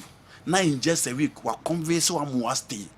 Now you see on you know, you will be happy, and it is the reason why I stand Rafael Have you affected the next coach, the next director of the club? Well, it depends. Whoever replaces him. Yeah, generally it depends. What the Paolo Maldini call, now also the Andriy Shevchenko there, but a move on some more be So my Paolo Maldini corner the clearance of nearby Mua, but Emua be brebe. Okay. Until at least it depends on his replacement. But how offer a new person but now on your conversant with what happened in Milana or Bebre. But in all, the whole setup need to sit down with Sandro Tonali. Tio Hernandez there, maybe so Obeko. Because they know that guy needs to move. One of the best left back in the game. The team is not more left back no. They need to consider him. Until maybe so Obeko. Because initially yet to send Alfonso David Beba Real Madrid. No I call replacing Bayern Munich. Because Ninu Yane there, wa cancel or cut him a friend in Paris Saint-Germain, Lucas Hernandez. Until so no the Obeko. Rafael Leo send the contract now, you know. Meaning say teams are pushed for a brand here, friend Rafael Leo. But you know, it depends on other people on Beba. Okay. And they come Beba so convince those players to stay. And the Bema margin free, Mardini. But you know, AC Milan TRC, now Mardini TRC there. There is no way it will be on Milan. Just like Wako Roma. Now so it will never happen. Sergio Paolo Maldini situation is the opposite of Akambi and Odote at Accra Hearts of Oak. Appear anyway free England, UK and Abba. The Intina appear because as him we say the opposite of Akambi and Odote. Say Omo Paolo Maldini ne Ricky Masara no. Omo pe AC Milan in Kanko. Okay. Omo pe team ni ko yie. All right. Because season omo for Champions League semi-final. And omo di fourth, omo say anko yie. And at the end of it all, e also omo ko. But has the folk there, omo pre-relegation. Okay. I could go omo anima see in Africa. But the leaders are smiling. You know, because omo completely opposite. Okay. Me di Accra. Meba nafi. Meba here now we were local stories no. And me profile how. And I went to me and yes. was a numero no mubusa questions. We had to focus second goal no. Disallowed goal no. Yes. RTU saw one disallowed goal. Okay. From Mama Naf. But you know before that, you be profile house full squad no. Now, on say general usually I can form, you can potential, you can talent. And you ma be pa na season, a club beat me achieve success. But beyond success, at the end of my club will be it me dominate. Because just last 2 years ago, now has a folk and some about do edge trophy. Right after the trophy, no more call Africa. But Africa no 2 years down the line. And now Okulu, substantive manager said, the two squad they depleted. Me profile or board no so. Then you know who said, in fact, squad way it no more deserve say or meet me I fall in the top 4 or baby or more no. All right. Yes, some other one. Echo Edwefi Kaswa Accra. I see in the same way with this current technology, a lot of goals and penalties that were unjustly disallowed will have been overturned. Don't be one-sided, Newton. You true. Okay, it's 2 days ago. 2 days ago. Na yantua program no so many. Me call Dr. Grace Boadu na share Grace Gift. Na ya ko twetwe nkomo kakra ewo ho Gabi Atrase sanso na Ajubi ya ko na o ma me afiri na ho efezara oh Sergio ana oja o ni good baby what's that di mo Sergio me fa sa akọ so na omo adofunu mbeja me na otweda no enene wa wi okini na otweda no Sergio me send you message enya so ye no kra na ehia mo ye the weekend ti e 29 July nti dru ha na ma beja me next month ending nti meda adofunu nyina ase Dr. Grace Bodu ai wa nyimi mu obeja me obebo me chidom kama na fe ye maame honorable Patricia PJ ma part oh sabre no kra no mo ye conference won kran so to dom mo beta mechi kama mane ye fenti obi biara obai bia me mo bodin director CEO mo so aha so mo boa me announcement bibia daddy nyame nhira mo pa me de obi bia se me kasa me bubodin ne mako a e be ha dwo obi obeja e bia mate nti aye ni dura mate nyame nhira 29 July nyame adoma mo beta mechi Gabi away bus you better was pa yes sir baby no dey nam enframa na dey ka kire atiefo nyina ne say Grace Gift dey 24/7 ya bi yapono because on say time bia no you well concerned about say nipa ye yare e be dey ho afiri yare nden ensem na say jo say wo hwa media metimi aka say ene yare e ban dodo na no efiri nipa na own course of action Okay. And the day ediba. Because obu a live ignorantly. Yeah. In life, in this life. Yeah, and yes. Obi so wa deliberately. On person be hu bibia and one say pintin bia da me to be didi. Na ko twetwen yade wa ayere e de abre nipa. Okay. Yo nipa bi ho a sabio life we mu no ono on fa hwe ho. On fa na adwen to say kwan ben so na menante. Ade na maye ama me nipa dua no nye contaminated ana say emfa yade nye den emre me. Obo wa sa oto.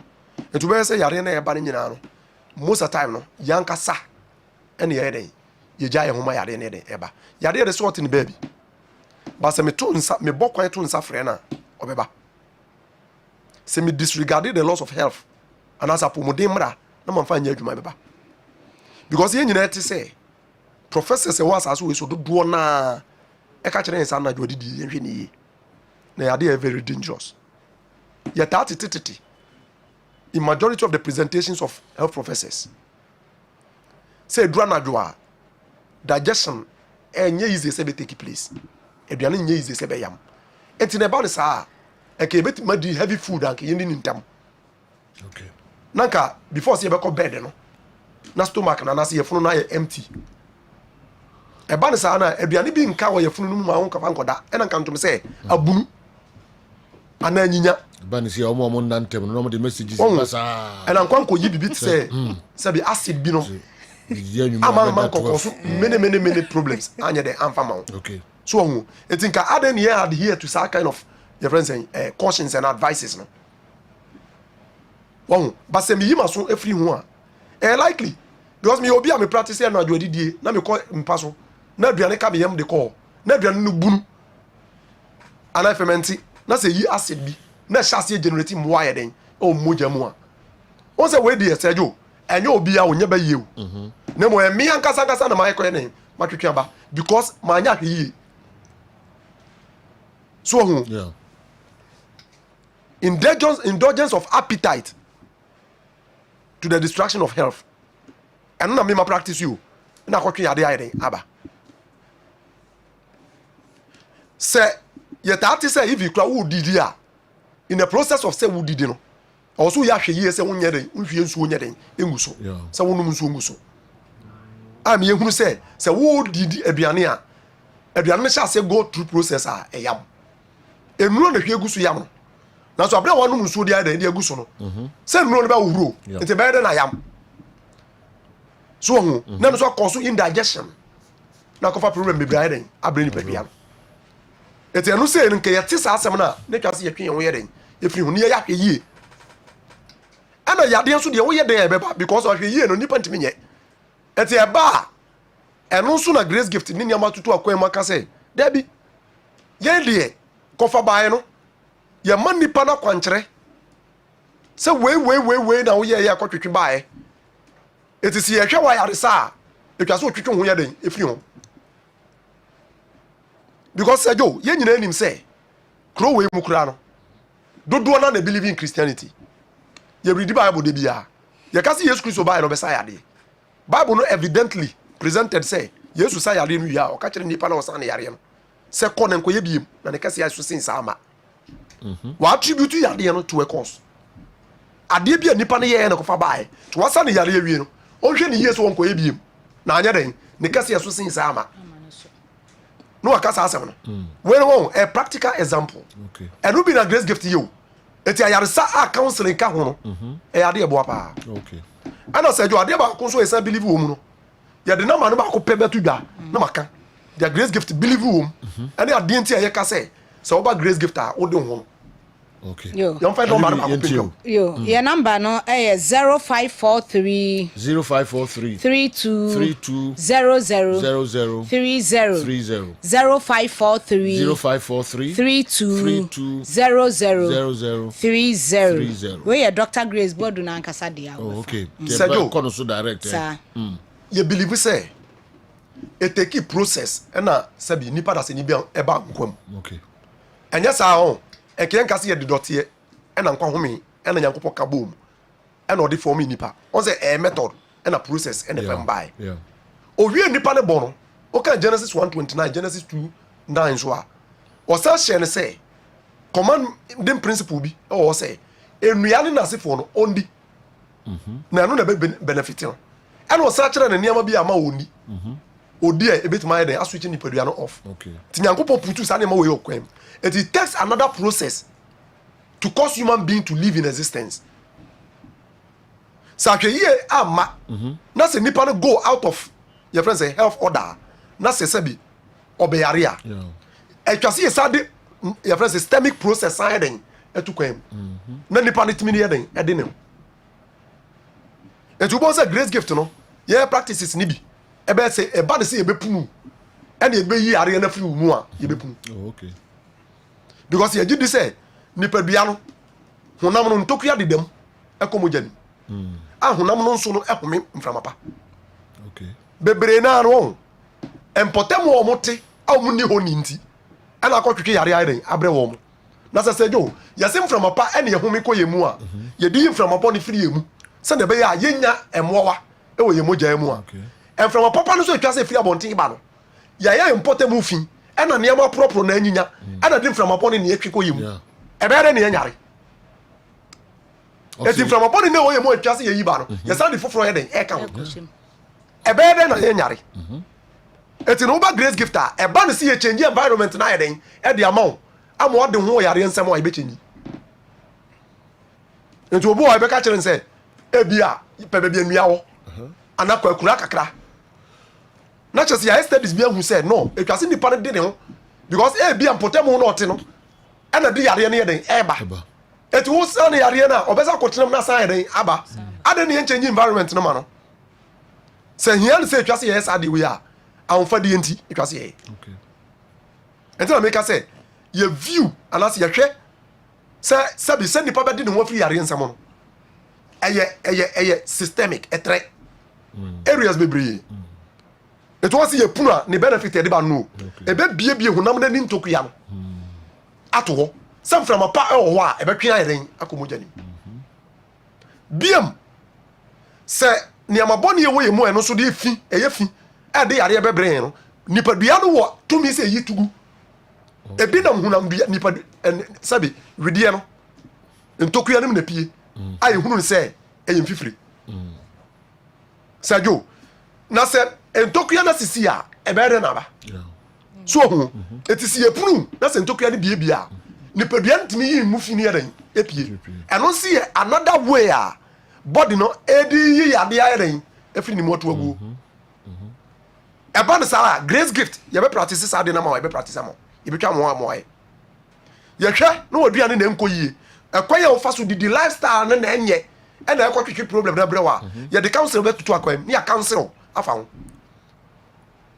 ne ye specify time the amount bra wo be didi aduane ko atwa so wudi sa nyina ne ma nyina be tu kwan wa yeden e the amount obi die hia se obu ho a sajo kwadworo enti na akotwetwe ne yare aba obi bisam se den wasi ye ta etietie from mpenifo ne obi anim se kuro we mu ana Ghana ha no ye omia meyenu okay Kumasi aninkra ena kra ye be ma sister Jubi akira kwan no no the number na to da na fia so all right Sergio ya da sinyame sho na no obi se deni ne ewu Sergio nye easy o where de kanipa braba ho obi se oba e na onim se ye ba me ama na dro bebre na nkia chese ya jinis ka kese o se ye de ne trans e bisa anuane odidi ne time odidi ni ade na doctor no ka chense Dr Prince o ka chense on hwe na didi mu ye on hyase ni di time say kodru time say mo ni aduane mu oduntu on kɔ na ne following week o mra o ama na dro wan charge no so afedi o so okɔ ye no anu no besine I see won ho to no besine o si anse won no anu mistake o si exercise ye we enu anu enti Dr Grace Bodu asoye obu ho no ma me no ka se obu ho asabro ho enye se bi o yare na okoje nkyerɛkyerɛ se de kyerɛkyerɛ wa fidie so no ebi kɔso ɛwɔ asoye honom enkrane Kumasi de nyina ebi kɔso ntimi srɔw fo ani kyerɛ Oshim School Junction Barekese kwan so ena enkran pumpuni mantam nso ye wo new Achimota Petroleum Bungalow ye ne Family Life International School na di nhwani mu enchi ato no Dr Grace Bodu ayi mu dendenden wɔn de ɔse wɔ bi ne yam a obi aba nkɔ mɛto nkyea na abɛto nkyea na abɛhu sɛ nyame abɔdeɛ no brane habama na wabɔ ama yɛ na atwa ɛho ahyia no ɛyɛ nsɛnkyerɛne ne anwanwadeɛ no nyame nam Dr. Grace Board so ɛna ɔde yɛ saa nsɛnkyerɛne ne anwanwadeɛ no yɛsrɛ frɛ na oni yɛtwetwe nkɔmɔ yɛ adwuma fidwada kwasi ada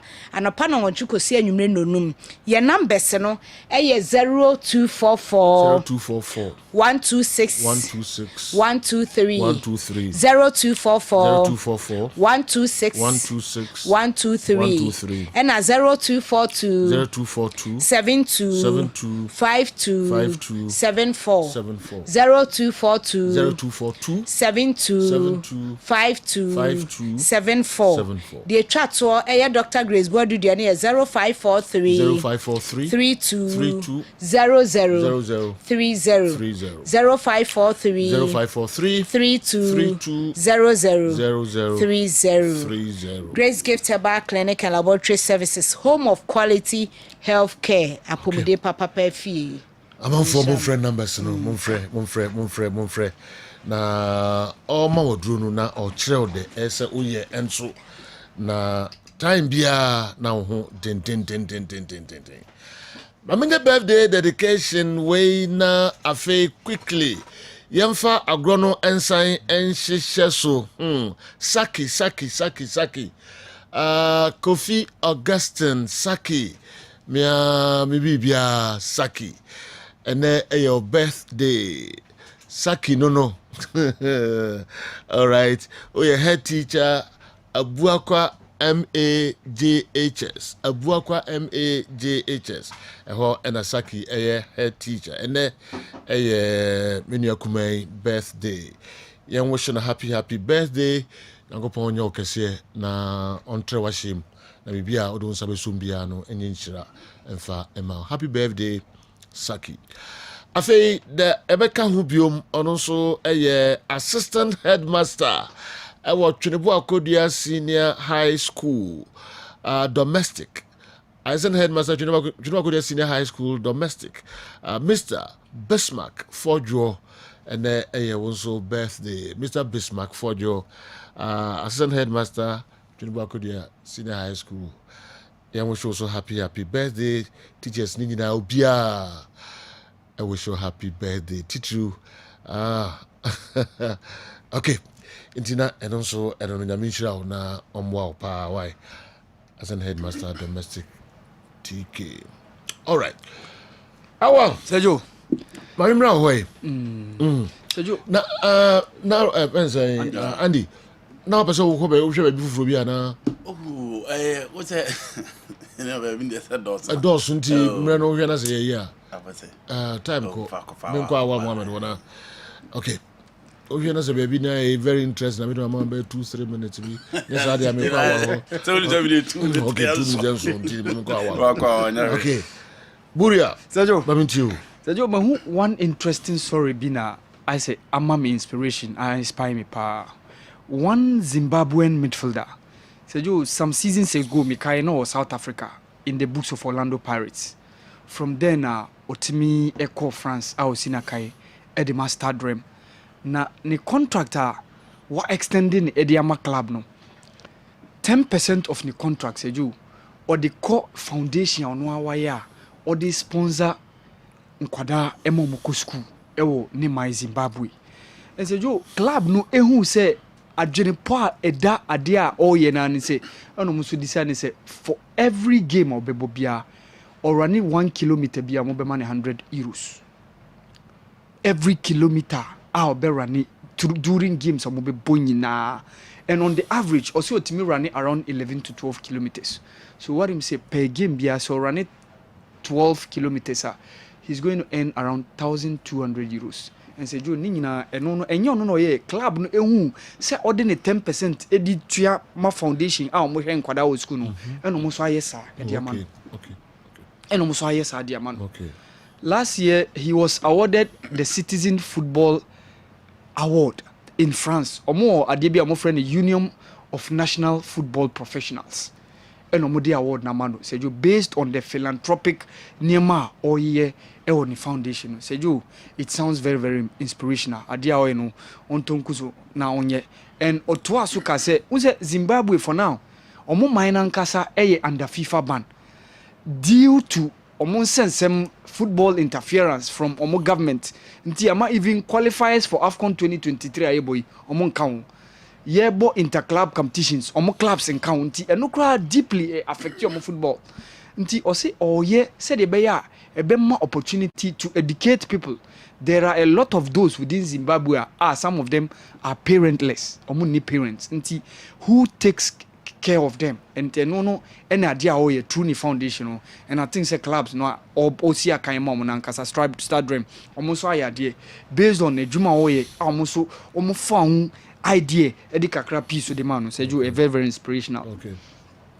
Say you there are calls say away go e Africa yen scrap Europe for no ekoye omodie no as a again grounds kakra it again acceptability.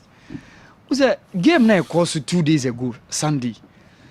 Work take nya consolation goal 2-1 na Sergio at that point even Alali fans na kasa Sergio Mobutoye.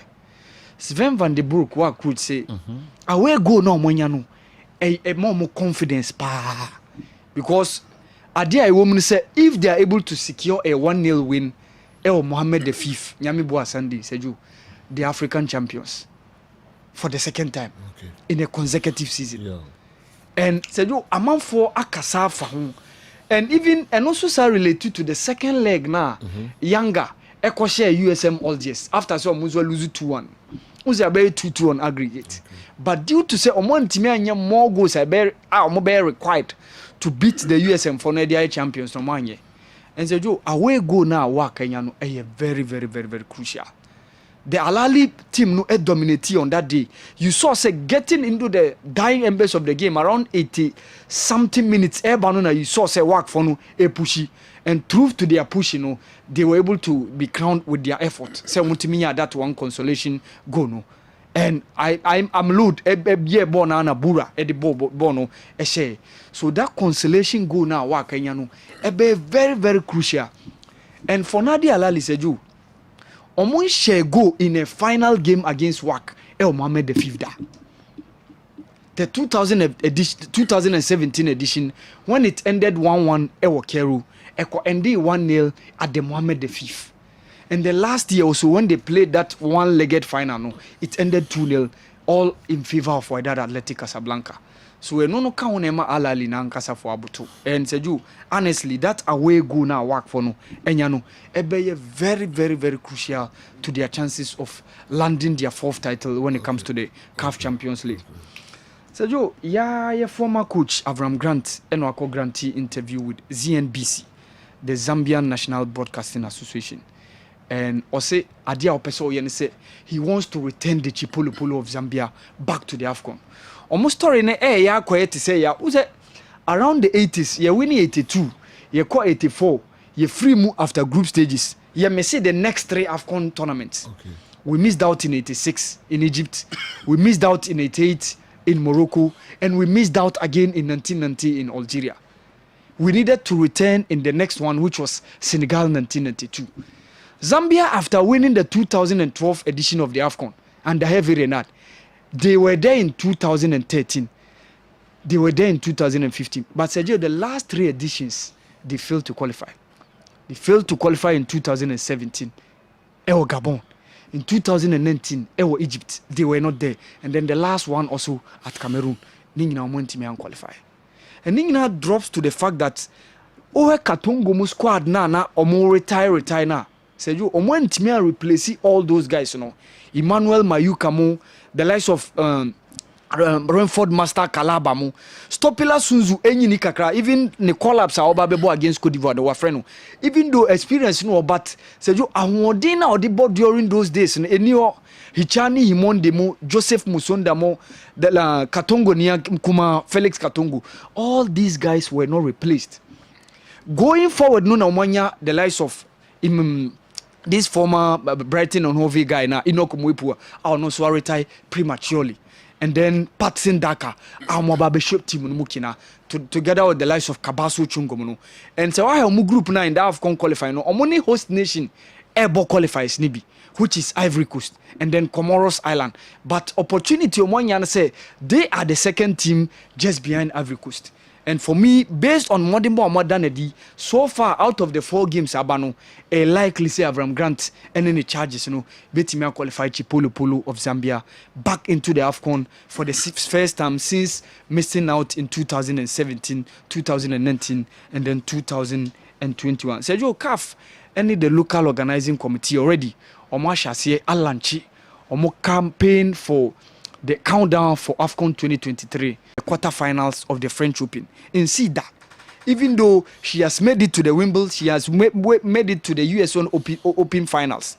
But French Open, no say ultimate do any money there. Sergio Yana Eddie Mano. But anyway, she was able to defeat US citizen Bernarda Pera by 6-0 from Russia. Champion of the French Open, Iga Swiatek. And then we saw Alexander Zverev also doing it in 3 sets against Grigor Dimitrov, 6-1, 6-4, 6-3. So by the end of this weekend, Yebenya will the Roland Garros champion, both in the men's and the women's division, Sergio. Okay. Full stops now, they had drink kakra. Come as no full stops now, one for say, I don't tie ni o submission. No start your football, I could see tennis, no full stop, no come. Awal Mohammed. All right. Now, Yansanka, Ghanaian players abroad, no.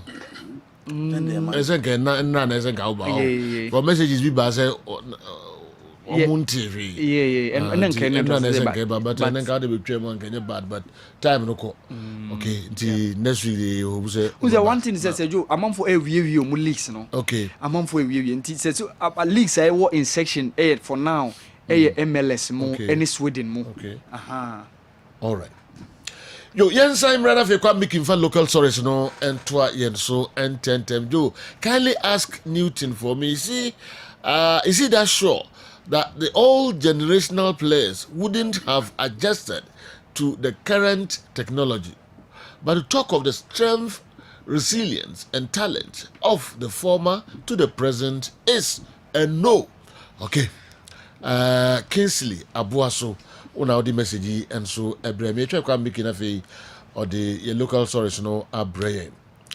As of week 29, everyone thought Hafiz Konkoni was winning the goal king, but the Erling Haaland in the league currently, Abednego Tete, has turned it around, scoring 7 goals in his last 4. This year's league is the most exciting and competitive in the last 15 years. Adriana are the Arsenals of the league. Papa Fabian is the Arteta in the league. Heart of Oak is the Chelsea of the league. And will Mediema be the Dortmund of the league, since Tamale City needs the 3 points to escape relegation like what Nottingham Forest did. Interesting times ahead. Ababio Michael. Message also the Abraham and so no. Because Mr. Kofi Japan, Toronto, Canada, they came, they talked and bragged, but they are nowhere to be found again. There were teams like Akosomo, Akotex, Techiman Holy Stars, Mampong Kumapem Stars, and Dumas Boys of GTP. This should be a warning to the newly promoted teams because football is played on the field, not by the mouth. I'm happy about what Andy said, that it will be wrong to say that Mbella scored 21 goals, so he's better than Bequin. It's the same as saying Abedi Pele is better than Ibrahim Sunday. Mr. Kofi, Japan, Toronto, and so that way, Brian. Come making me sure, say also White Crado. The local stories no Brian. Now, I'm sure way quickly. Today, I'm throwing my word with a partiality. Because one of our own has betrayed us. Look, no matter how rough and tough the sea gets, the captain never abandons his ship before the crew. How could Kingsley Osebonsu aka Lord Zico, or better still, aha enye sunyane born aha enye sunyane born brother. Okay, and former CEO of Bofakatano will team up with some people in the GFA to mafia Bofakwa in the playoff. The communication officer of the Ghana Football Association, Harry Asante Chum, told supporters of Bofakatano, and I quote, "Muye dedekwa, de muye nina emfa." Lord Koviziko, people of Sunyani and beyond are very, very disappointed in you because you have betrayed them big time. Don't forget, say, Anoma Ewusra, the Ntakra Eba form. Koviziko, don't let the young guys at the GFA manipulate you. Koviziko, I know you are listening to the show, so I'll be waiting for your call. And if you deserve more fire on the phone, I'll add it. Anefi, Kandahar, Sunya Zongo, in a way about. Henry can say for phone yedidi. I'm with kwa. First. We the Mufred, Lord Zico Bamia. On the medical matis. What is happening? On the end, the matis and not 11 wonders. Sir, we saw him in the bus of Techima 11 Wonders, and he did a whole lot for them. Hey, he's my boss, so I can't attack him just like that. But it's true. Okay.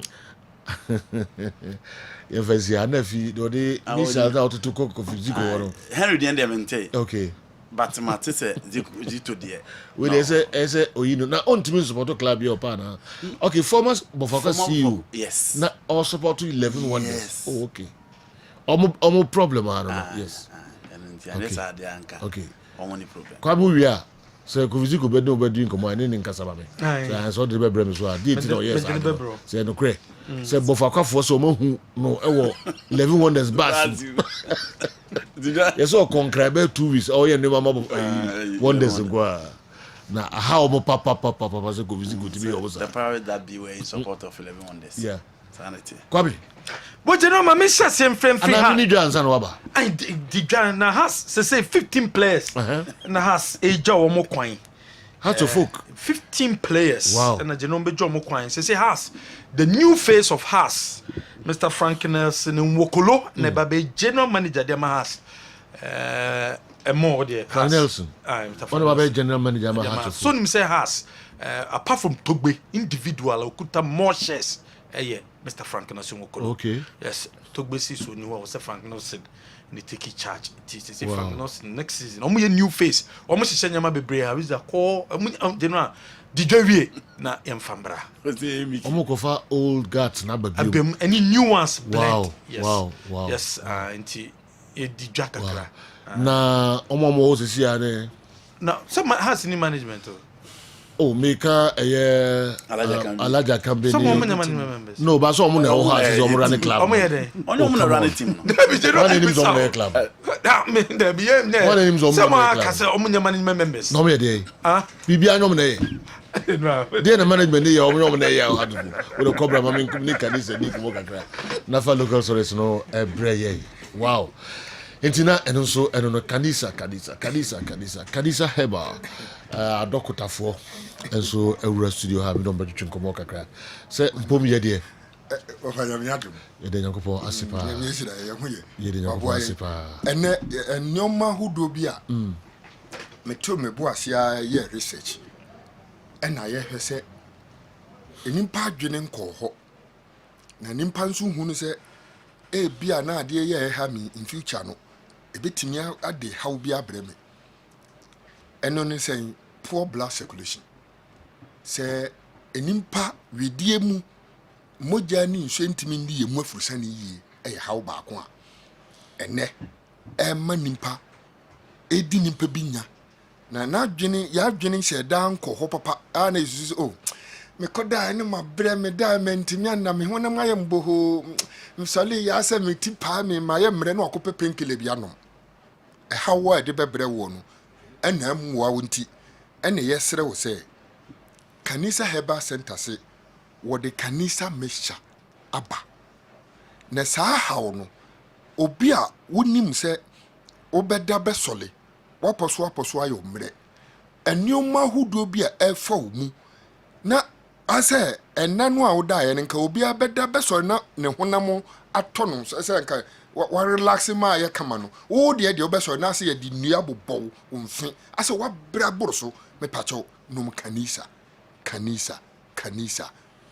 ɛno ɛna nom a ɛboa ma emogya ne nsuo no adu mafusa ne yie no ɛsɛkulati yie ɛna no sɛ meka kyerɛ wo sɛ aduro yi a yɛmeka ho asɛm yi a ɛfɛ no kanisa yi ɛyɛ pain yawo bi a ɛwɔ widie mu adeɛ bi a sɛ wote yawo no ɛno na kanisa no ɛtumi yɛ na deɛ ma ne yɛ adwuma ne sɛ saa mogya ne nsuo no adu mafusa ne no yɛde nneɔma nnubra ne nneɔma bi afrɛ mu a ɛboa mam ɛsɔ ne mogya ne so enti obi a wonim sɛ ɛtɔ da a woti pae wo w'ani woti okɔn ebi a mogya ne nsuo ne nneɔma afurusa ne yie nti wo nsa ne wo namma ɛyɛ otitiritii asa na ase taakyew ɛne nti wohunu ho ano a na woda nso a asa so da basa wabrɛ te sɛ deɛ wokɔyɛ adwuma bi mesrɛ wo kanisa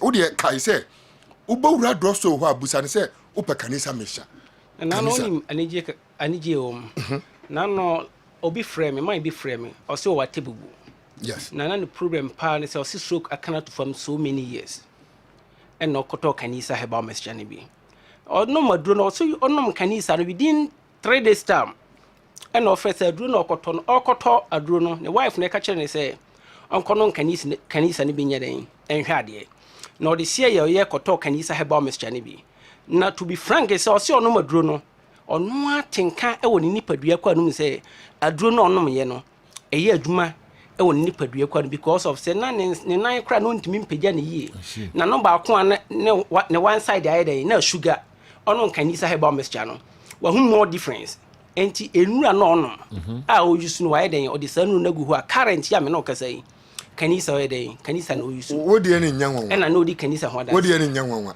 ma me nka wo de ɛbɛyɛ nwanwa last 3 weeks okay obi fi UK okay ɛtɔ aduro ɔse nipa kɔ no ɔntɔ mienu tieni o ɔntɔ mienu nkɔma no ɛna ɔde baako pɛ kɔɔyɛ baako na ɔde kɔɔyɛ no ɔno yɛ no ɔse ne nsa yɛ ne titiriti ɛne yɛ ana ne honam ayɛ ne mmerɛ ɔda ɔsoso da abɛsa no ɔdwo nso ntɛntɛm no nyame ayɛ n'adom ama ne nyina asɔfo ama no enti yɛmfa nan na nnɛ me ne mienu na nnra yɛ kɔ post office tieni o yɛ kɔ post office no aduro maako 9 yɛde si so no almost 784 Ghana cedis ma me ni se fom mrɛ me aduro asɛbe ne boɔ aduro 9 ni nyina me yɛmfa ne se 200 Ghana but ɔbɔ ho ka 487 Ghana cedis ɛde akɔ Europe busa ho sɛ die ntra we dia ma kanisa Ghana ma current yaduro amanfo atu agusu ne sɛ kanisa no ɛyɛ mogya mu adwuma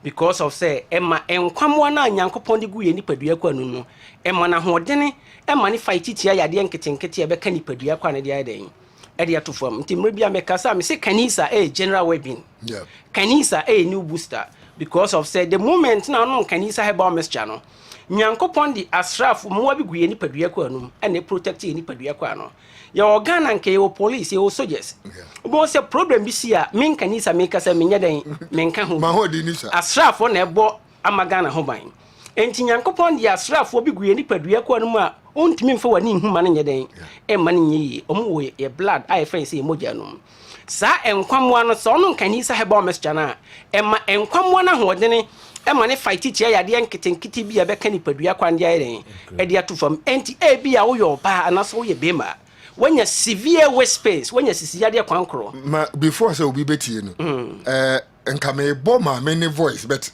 bibi nti ma me fa no mesini ntudwa na say wa wo hweye na ana say wutie fi radio no so wo ba bibia frɛ no 0247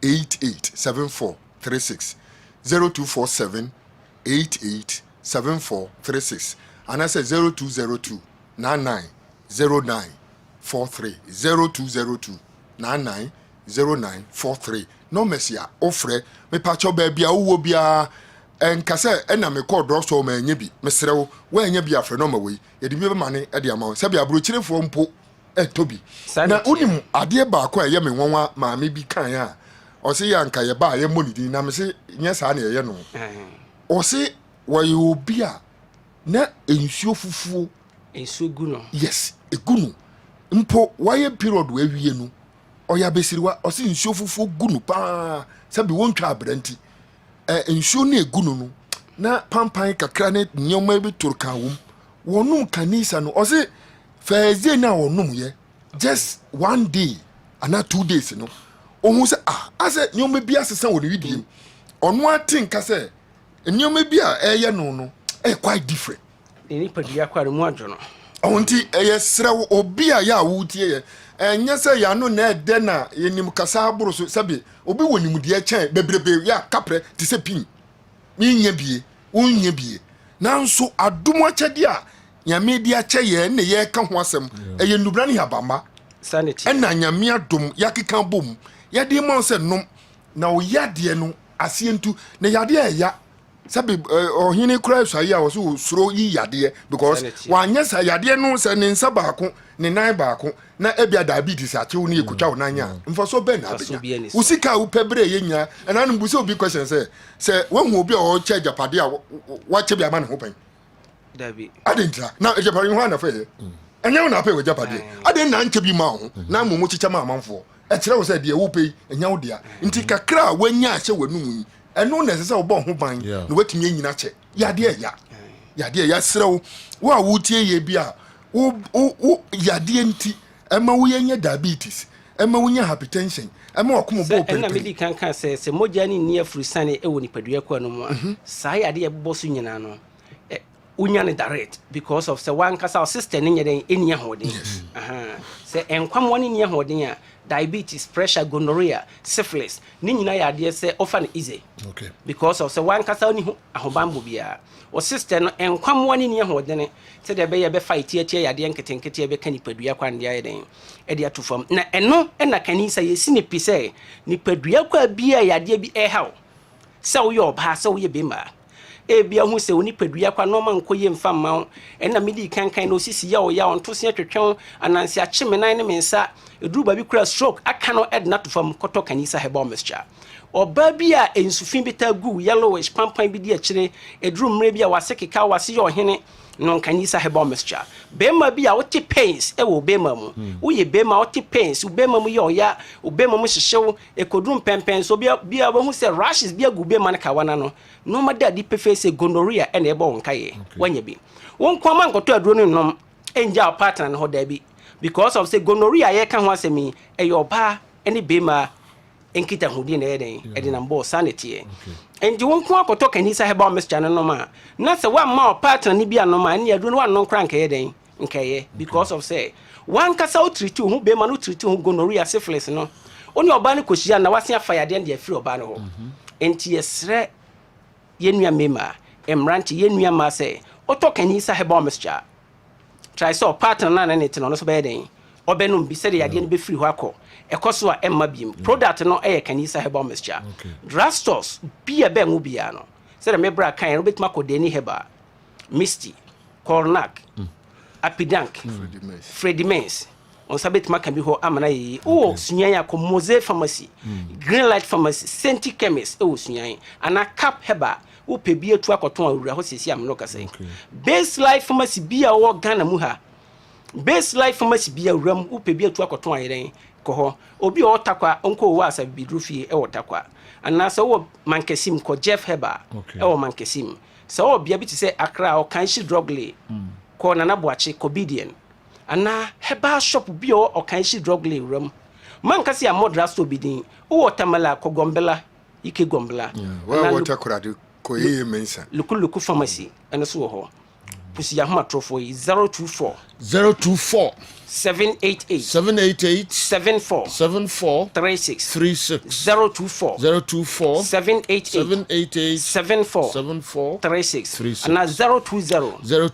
299 09 43 boss nyankopon nshira onshira muso na onshira duro no enso emayen kanisa heba nyame nhyira ɛne ne nsa bɛwɔ duro no so paa na amanfo agye atum na wosɔhwɛ a wa na bɛka mfoduro no nso de ama onua bi no so anom bi Karisa Heba ɛdam ase paa dase na yɛbɛsan ne mu ahyia mpamkyɛ numbers no momfrɛ ɔmpanimfoɔ yi na mo ne ɔmo ani nkɔmmɔ na nkyɛkyerɛmu bi ɛwɔ biara nso ɔmo de ɛbɛma mo ɛma mo nyinaa kɔ ababiom ɛba ɛyɛ midfield action Kessben 93.3 Kessben 92.9 yɛde de aka ne nyinaa ɛbɛyɛ local stories ɛnkyɛ kwa Mickey ɛde local stories no ɔbɛba na ɔbɛbiem yie ɛde aman Newton Latte Marijata ɛnso deɛ ɛbɛkɔ ɛyɛ board no so na ɔnso deɛ awurawuram yie kra ɛnso aman the same Andy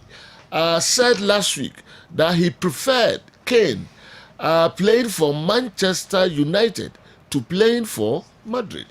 Lipi udiwe efe garu ana abreye garu. Mamija Didi Akwadan Senior High School also now the way ebae. The pressure that's heaping on Dr. Kwame Che to relinquish his board chairmanship position at Kumasi Asante Kotoko is gaining much weight, as some notable people are also calling for it. But I think that Kwame Che must prioritize his good relationship with our royal king, Otumfuo, more than any other person's demand. It's a common knowledge that Dr. KK Sapon was pushed to resign simply because he couldn't stand the heat of the movement, but he was later criticized bitterly for disrespecting Asanteman. Today, we want Dr. Kwame Che to also disrespect Asanteman by resigning from the position Otumfuo personally entrusted on him. But the king, Solomon of our time, knows the indelible contributions of Dr. Kwame Che to Asante Kotoko. So he patiently knows what to do at the right time. And people must respect that. Nations FC is working an organogram, and Dr. Kwame Che doesn't need anybody's permission before he can play his fatherly role to his proud children's quest. DD Akumadan Senior High School and so Nediwe Ebaye. Joe tell Bofakatano, after elections, no campaign. They should stop these unfounded allegations against Kofi Ziku and the rest. I don't blame them so much because if the player who missed the penalty had scored, they wouldn't have come to say all this. After all, no referee will cheat you on penalty shootout. Score and win. 2, you are blaming someone.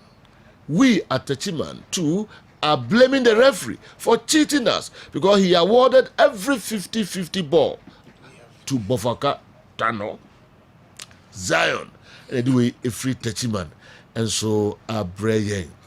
Unfounded allegation. Okay, and so and no bisu de buy say Zico na oye BA CEO enye Bofakwa. Okay. And na sunyanfo no san de aba say obabaye Bofakwa CEO so. Na honorable Yaboatin Jan and the CEO of Bofakwa. Okay.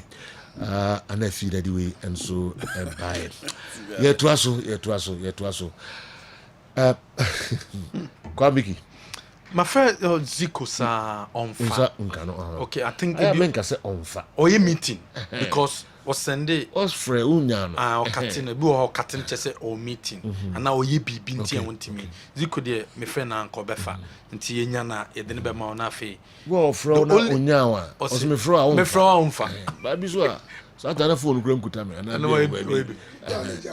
Yeah, man. The only CEO are Bofakwa and BA United CEO. 2 teams here. All right. Come here to you. And now we can see me as I know it's a grow. And you know me the beba. Yeah. But my membubu is so call the senior national team the Black Stars. They said yeah, Ransford ye boa and a coach. And then I join us so be share Inaki Williams and I and the Ghana African Cup of Nations I kwakobo. Qualify ye kwakobo the 18th. They say the Ransford ye boa and na wo ba be share Inaki and no I say they did to just say Nike say se say deɛ ontimi embassy akan fama the Black Stars of Ghana due to the injury no. Local organizing committee chairman Ose Tutu Ajiman and da ano no mo hwe ma Wafo Zombi tournament ne ba na wieye ewo Kumase Sports Stadium. Na after tournament no Wafo executives no abo local organizing committee na baso won hihye omo ye ma tournament no we maiden edition of the tournament na so omo gidi say nyema womo put in place ma tournament no course no nyema no akoyie papapa enso wonti womo bom abaso wodo ni check Ghana Football Association so Wednesday 7th of June 2023 11 a.m. or GFA conference on status review committee. One more a report on executive council engagement with Division 1 clubs and also ebetimi akoso. One more share Division 1 clubs my discussions awodo at the afar nyema amendments on besom ye with Division 1 ho. One besom the clubs ni see oni nyina no and so sa meeting and so every officially league table. And a big power and Ghana Football Association the Mediama with 57 points, Bechem with 54 points, Ediana with 52, Asante Koroko with 51 points. Say in a league table no SCTA Asat now Abra Yebabo last round of matches. Team Somada relegation zone and Olympics 42, Kim Faisal 42, and sorry Kim Faisal 39. And the Kotoku Royals about 26 points and the war Joseph Ado ono na ekuta the most clean sheet one Felix J onusio goalkeeper de Emma Mediama Sporting Club Abednego Tete in a top scorer and Hafiz Konkoni second Abednego has 18 goals and Hafiz Konkoni has 15 goals Samson Duku ono so 14 goals goalkeeper race no abra yekuvio last round of matches on the same city Division 1 so they say abawie and also abanawie ye ebanawie no abrante fen Baba Musa Hamadu and onya goalkeeper no o say 20 goals and the Sky FC from zone 1 zone 2 zone 3 Baba Musa Hamadu and na omode eyesa wodi amana womo Access Bank for bonabaso o modima ono so etimi abom Kwame Pareado aye kasamafo edema class book bobo ekunum wose blame games no e wose sutwa ye she hasepe odotoi ye she hasepe Alaja Kambi ye she hasepe NCC chairman ye she hasepe Mr. Togba Fede enanye ne nyama ye wose blame games no e wose sutwa na has should rather focus on the next assignment and when the idea betima boam ema has etima fan into my payfra na blame games ne de emfa has enko nanim eno ne nsema Kwame Pareado e de tuja na satna management anasa meka se has of work wo mo consider se season we de poor season we ankoye amfa momo eno nti wo mo de to nchen na concentration in our match a build team no for next season and nam so Emma say nhihia yati from Hazobok ne chesen mere bia Hazobok supporters no a supported team no Emma good results ba enunti wo mani NCC no enso be hye na problem bia obia no wo metimi a resolve na aboa Emma ayonkofa enso etima be the two teams no enso intemo ho na Genua wo has aswe na biom no Samolenkum akasa da force sabre players na no omunye happy with the results eba e wo Hazobok no enunti I will say they have to sit up or some tenacity no make Kenya bom sit the bear has a bit me anymore. Including me, we are not performing at all. To be honest, me as a player, I signed this team to achieve something for the team. And if I'm not winning, it means I'm not achieving nothing. And it's better we accept it in a good faith than we learn from it. I'm not saying that the coach here is happy if we lose. Even you yourself, life in general, nobody wants defeat. But now this is the right time. We have to sit up. We have to do extra. That's the only thing I can say. Samolenkum ninsema Genua wode atudwa de fa Krasvok bobo ekuo no enso enho mesa so bahas de ba ma mento so ebokuma se Asante Koroko National Circles Council no wo mo se reporter o mo ti committee wo mo kwatana se kwanhwehwemu e de fa Central Region eye elections no report no committee na trom se 7 weeks I was say Ashanti region wɔn team hwɛ na wɔn to aba no edi free hɔ wɔn ama wɔn 7 weeks and to report no wɔm na no kra no last week ananka meeting bɛkɔ so Ashanti region no na nkɔ mɛ sɛ wɔn kɔ read report no hɔ na wɔn de to wɔn anim sɛ saa abere deɛ yɛ ama wɔn 7 weeks so wɔn prepare na wɔn ntumi ɛnto aba no ɛnfɛn free hɔ na sɛsɛ deɛ akɔ problem no ɛyɛ papaapa ɛyɛ National Circus Council no wɔn ɛyɛ jingles awodo ne televisions awodo mpɛ so wɔn kɔ so na wɔn tumi kɔ yɛ ɛyɛ fabu census no ho adwuma because wɔn sɛ fabu census no wɔn ma adwin kɔ so yie pa sponsors bie no okura betumi akyɛn saa de no ɛwɔ Kumasi Asante Kotoko asat now nipa 12,000 and a contributing at the Makotoko. Now, January nipa 12,000 now mutual sika Makotoko every month. No, Kotokonya 50,000 Ghana cedis, 500 million and a Kotokonya every month. And Nunti a Kobase, Womutimi Beam, no more supporters more register. To say 1 million supporters are register. Sponsorship ban any here at the Makotoko. And no ayan she shares say NCC no, one more person ye, no more beam na supporters no, etimi register ye papa, said be a busumi biano, a betima genuity has betima genuity sika, and so a di efrim. Yet was what that story is my fanny, and so enchere Ghana Football Association. Outstanding cases ni nyina wo mo se o mekle ni nyina de for Tamale City and as I say nyama mienu se o mukom Olympics any Kim Faisal a case ese o mukom enso wo mo se o mekle sa cases mienu we e de free o before last round of matches and also betima baso on Sunday coronation game ne be koso Mediama Sporting Club say the Ghana Premier League no wo mo na gine bi mu gide say last game wa Mediama bobo no wo mo tie coronation no e de mo no mo present trophy no e de ma Mediama Sporting Club wo mo consider say ye bo league ni so wie na bono mo pe date bi na coronation game no enso tima ba so na Mediama Sporting Club wo mo opponent e de mo no mo bo no mo present trophy no e de mo timika say wo mo consider ni mienu no say either say Mediama last game no coronation ne bekoso anase bobo league ne awie na fe one pe data coronation no wo metima bo na Mediama wo metibi di trophy no enso akwakomomo eno ne hihia eno so edao ye toso other stories ma ye fa yani enso enkyere eye Mr. Kodoyanka se de ne 3 p.m. Mr. Kodoyanka o declare se sabre Ghana Football Association election committee no at the roadmap ne ba onu Kodoyanka a former executive council member obekwa kopre for the president and ne launch obe pemuaka se de enhihia decision what taking no so person be pre for GFA akonya no ensubi under 23 and one more tour preparation so coach Ibrahim Tanko your coach at the team no was say difficult or combining under 23 and the Accra Lions Dumedi no wo combine no a difficult because two teams no epe the best. But I mean, it's difficult, but I mean, since I accept to do the job, I have to do both jobs. So, yeah, it's tough, but I'm still doing it in the best of my ability.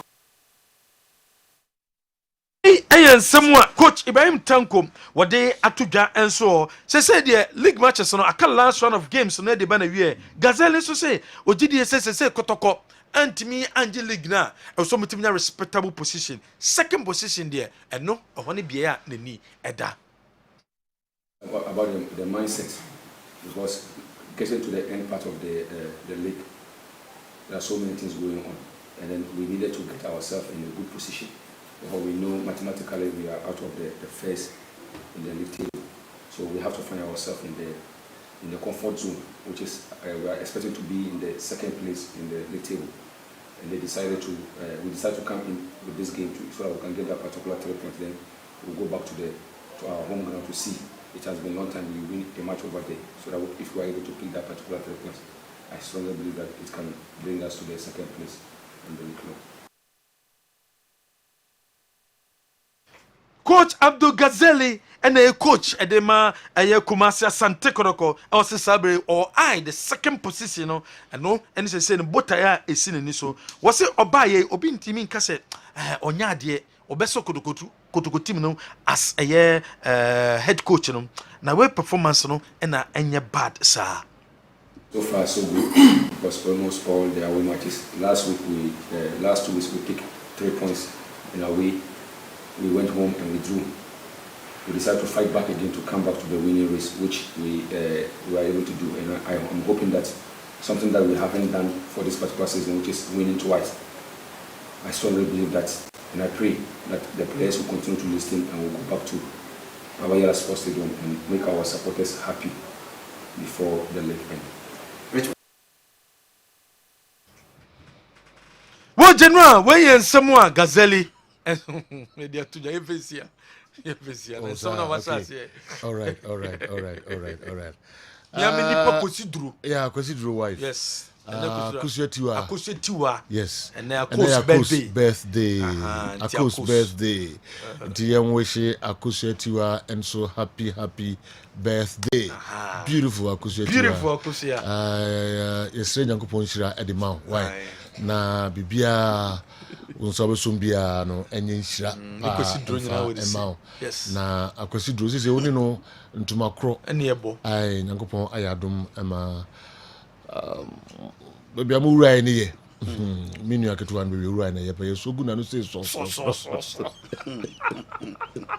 akwasi asogu na no say so sogu akwasi dro no say so is dia brand akwasi dro enya de pa akwasi happy birthday nyankopon shira na onye okese goal na wono all right you must say mo atoa so ebi we ne and adaji ni poso krofumo oh yes se metua ho ani all right nti na enso no kwa mikinyo ono a Mrs Rose Blankson mia minua Andy Blankson ne mame Andy Blankson mame yeah oni yes Andy Blankson mame so wow birthday happy birthday mami yes Mrs Rose Blankson or Winiba say happy birthday mom nyame onto nkwam wate afa bi nka ho no mo ahoden na bibia so nko so kama pa happy birthday ma Rose Blankson.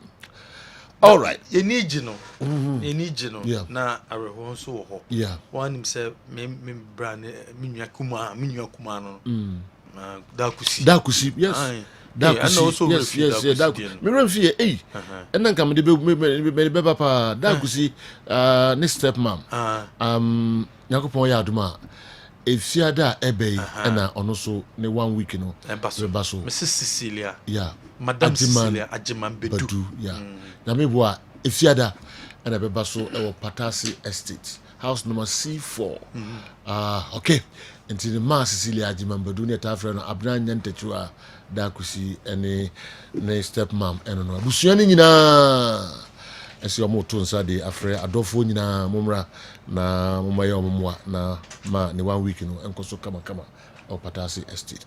Okay, and the game yeah. First of all, let me say all redeem message be no advice say the newly promoted teams. Let me say the good news about the league in this particular season is say apart from Nations FC omo mebo league ni bidano at least we have these traditional clubs omo ba be part of the league this season.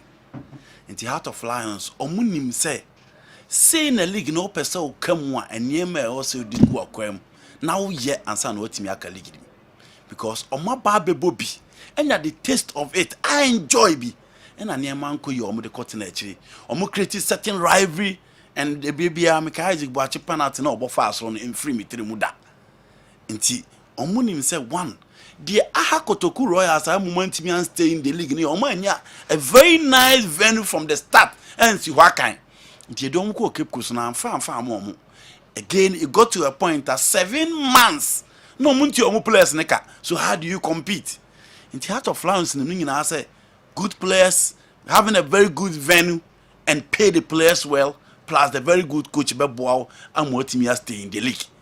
We allow the Ababe teams na omo das ye ho na omo bre no. Se die na ma se kin feel sa eye Kotoku Royals Tamale City ni Olympics in so bre. So for Olympics empanimfo no dwen omo interest ho at the expense of the interest of the club. Into omo si coach apre kwa ko use Adima Badu into onko. And junior coach apre from 10th position. What is the position of Olympics on the league table now? 16th position. Almost team which are revenge here. Omechia no moba. Into the Ebeka team see omoba ibofakata no. Enim say some person almost stay. The venue was Coronation Park need to be fortress. Also munya numbers. so the bear no really be back in the players, a very good technical staff at Timian moment stay in the league. And the good news is that 2 teams here medical bomb within the league here or mobile him said the league is here. Him the internal manipulations. Him said the referee see fair and him the other operations a bit me a push am stay.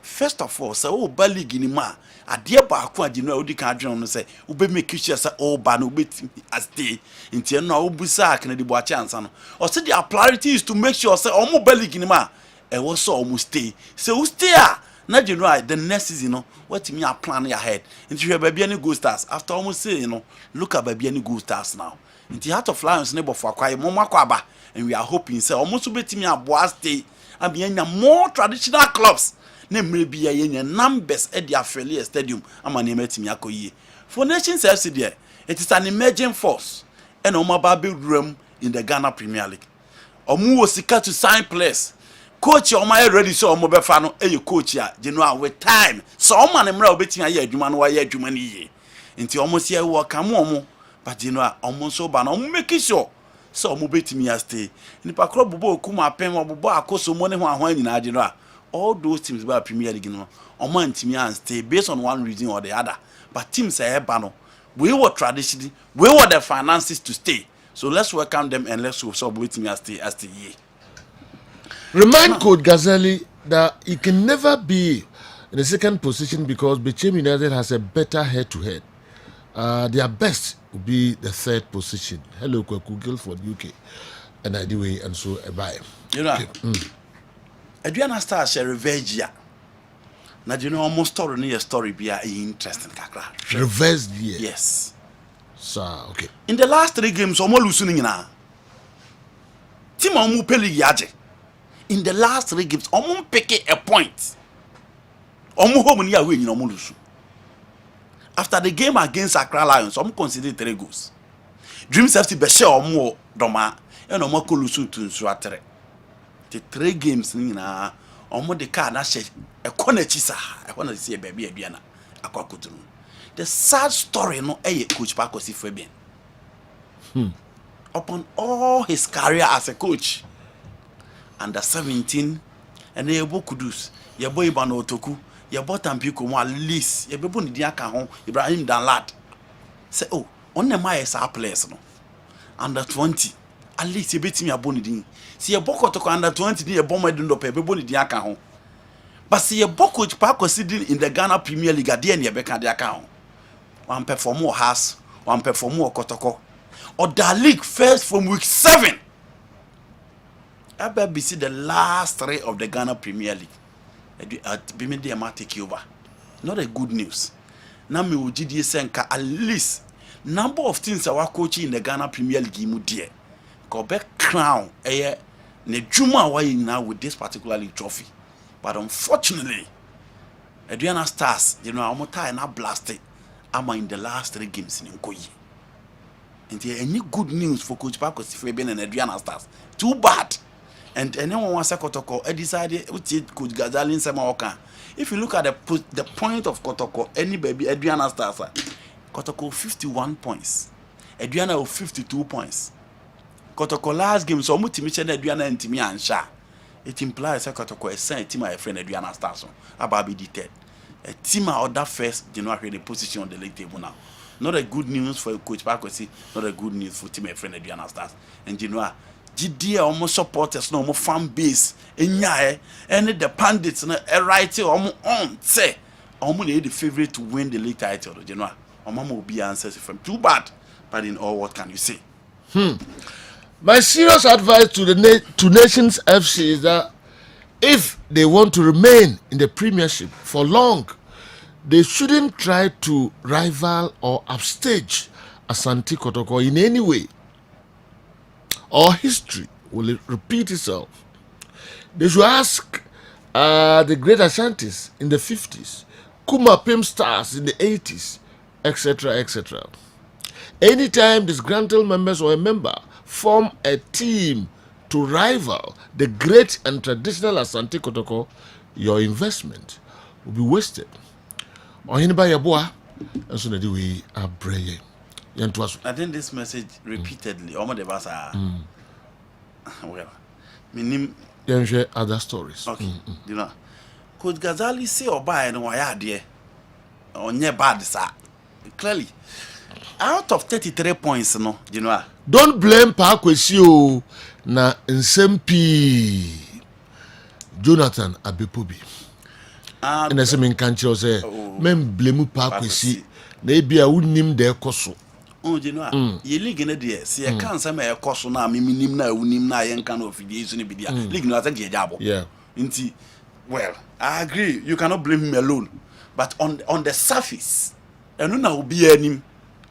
You know, on the surface, and no will be any. Good afternoon, sir. Excellent submission from Andy. Please tell him his advice is well taken. Nations FC has come to do business of football and not rival the great Asante Kotoko. Commercial and branch manager, Nations FC, Kennedy. Anyway, and so Abre Mississia, Kennedy Boachi answer. Commercial and branch manager, Nations. But and what has changed? The breeding grounds are don't offer talent, offer platform to individual talent, nature, grow my victims go for and all those clubs are missing. Kinfesa, Yahuza, Kojupoku Mahala, Erigao Gatete, Ben Wilson, Idrusi Aya, Obetimi Aboba. In a Power FC, Akotokofa, Francisco Fee, Humphrey, I've forgotten the other name. And yeah, legend in so by. Until you know, these clubs, no more banner clubs, need to Premier League nima. Someone team in league now, can them also more fat or more say. They will go in for coaches, or more bet me a bomber talent, no, my fish out for no, or more bomber talent, na grow, na big teams, na babefa. Until you became United. In the last few seasons, she players or more team at on the aquabonting. So Nations FC is almost more baby business there. Almost betimi asua be free they became United aye the Liberty Professionals here ombenya kodja samwa ombenya baby data samwa jan ombenya pencil omunyina Sulemontari at the point no my dominant in the national team no. If you want to go the business aspect, go in for a coach who understand the business system, go in for a coach have the money time to rebuild nature players, give them platform, improve them. Now what team do whether the local market or the foreign market, and for me that is pushing team my friend Bechem United. Inti say teams na abano whether Bofakwa, whether Heart of Lions or Nations FC, some business you know. What dream say obesti no what dream so be for coaches ni players almost be team abo no team aton e de nya sika de abo team. Okay. Minko Newton Lati ho. No problem. Okay. Na mene no so nkodi di nkomo kakra referee Kala nso wa ha. Kala. Minima de adenka person ye kakra o hansa no akwa na. Jo, same say. Wonim ye fi eda we wo mpen sa. Adede na esi. Se odi aduano to anu mu a o ti de no o mpen sa. Da mi di anko. Wo. We do. Jo, I'm say as of folks, any RTU matches now, I'm say incident BC ya person be share board no so. Okay. Say ntinyu aka crazy has so she go. I'm for has of second goal. Yeah, has she go. RTU so onso she onso nya ball bia onso ko she go na referee so agent offside. Okay. And a foul be obi say penalty, obi say no penalty. Okay. Yeah, these are the things the person be share board no so. All right. So they be clear to our viewers and our listeners. Okay. And the kind that Hontino monko board no so na monya ho adwuma kakra emfa emaye. Ansa na assign aba ama andikem in local source kakra no, and so I can tell your guys that they shouldn't compare Saudi's investment in football to that of China. All the teams in Saudi Arabia are for the government and sponsored by the government. That's why the government is pumping this amount. Secondly, the government isn't doing this because they want to host the World Cup. That's wrong. They mean business. Okay. Why in this message and so my name is Newton Lati. I gradua. Somo enafi yenhwe amount for questions on the buy mu ya no kakra nkra de mo ansa na da ka nyina so ya beto so aba. All right. Hello Newton. General Masom ewo studio ha say na said we dey kaka no. During intro, no make sure say has folk as to why our performance and I so abysmal this season no one waka crab, but going by the profiles of players no general and said that anyone will be brave. Now talking about has folk this season no Oshisho mo ube who more our mid table. Now this squad it provided 61 points just last 3 seasons ago under coach Samabuadu. Now Oshe a point somebody G League no now it's just 61 points in a season.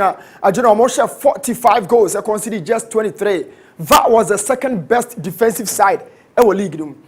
Right after that, and manager no a judge man on Echo or Africa, of course, and to me and said your pet. But talking about key elements of that squad, no, it be a goalkeeping department, of course. Ubenya Richmond Ayi, Ubenya Richard Atta, and of course Ubenya Eric Oforianchi.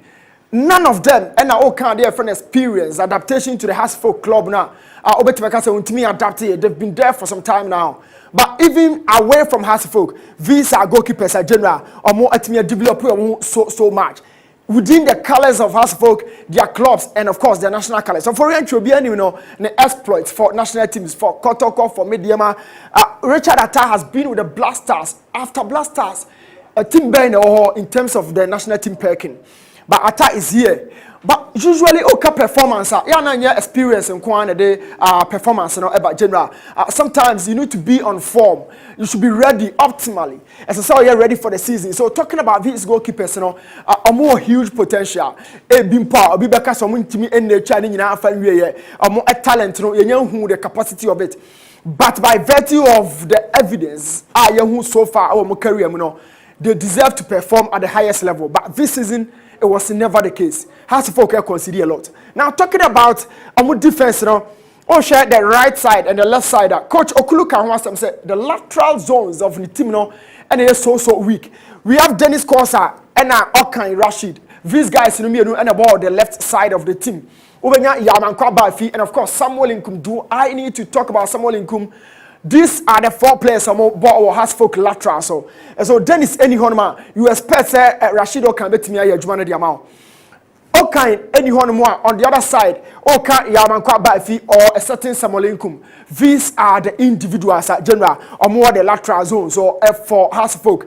But this is another idea, individually, collectively. I'll be talking about the collective nature of has folk team, So all kind individuals there, every one of them, a bit me a bomb and a Bia Yamankwa Bafi and a Rashid Okan and won't do the height of or the stature of Hasfolk. Move from now called a central defensive zone. These are the guys that Omusi are kind of hot this season. And everything they've been doing, as should say, Omuye extremely out of form. Yakubu Zakaria came from all the way down from all Blast Wedro. Ubabenya Kwabna Anane. Obabenya Sowa has been with us for a long time, General. Obaka Kunadu Yadom and of course Kaliba Mankwa. These are quality players by the standard of the Belfast Premier League.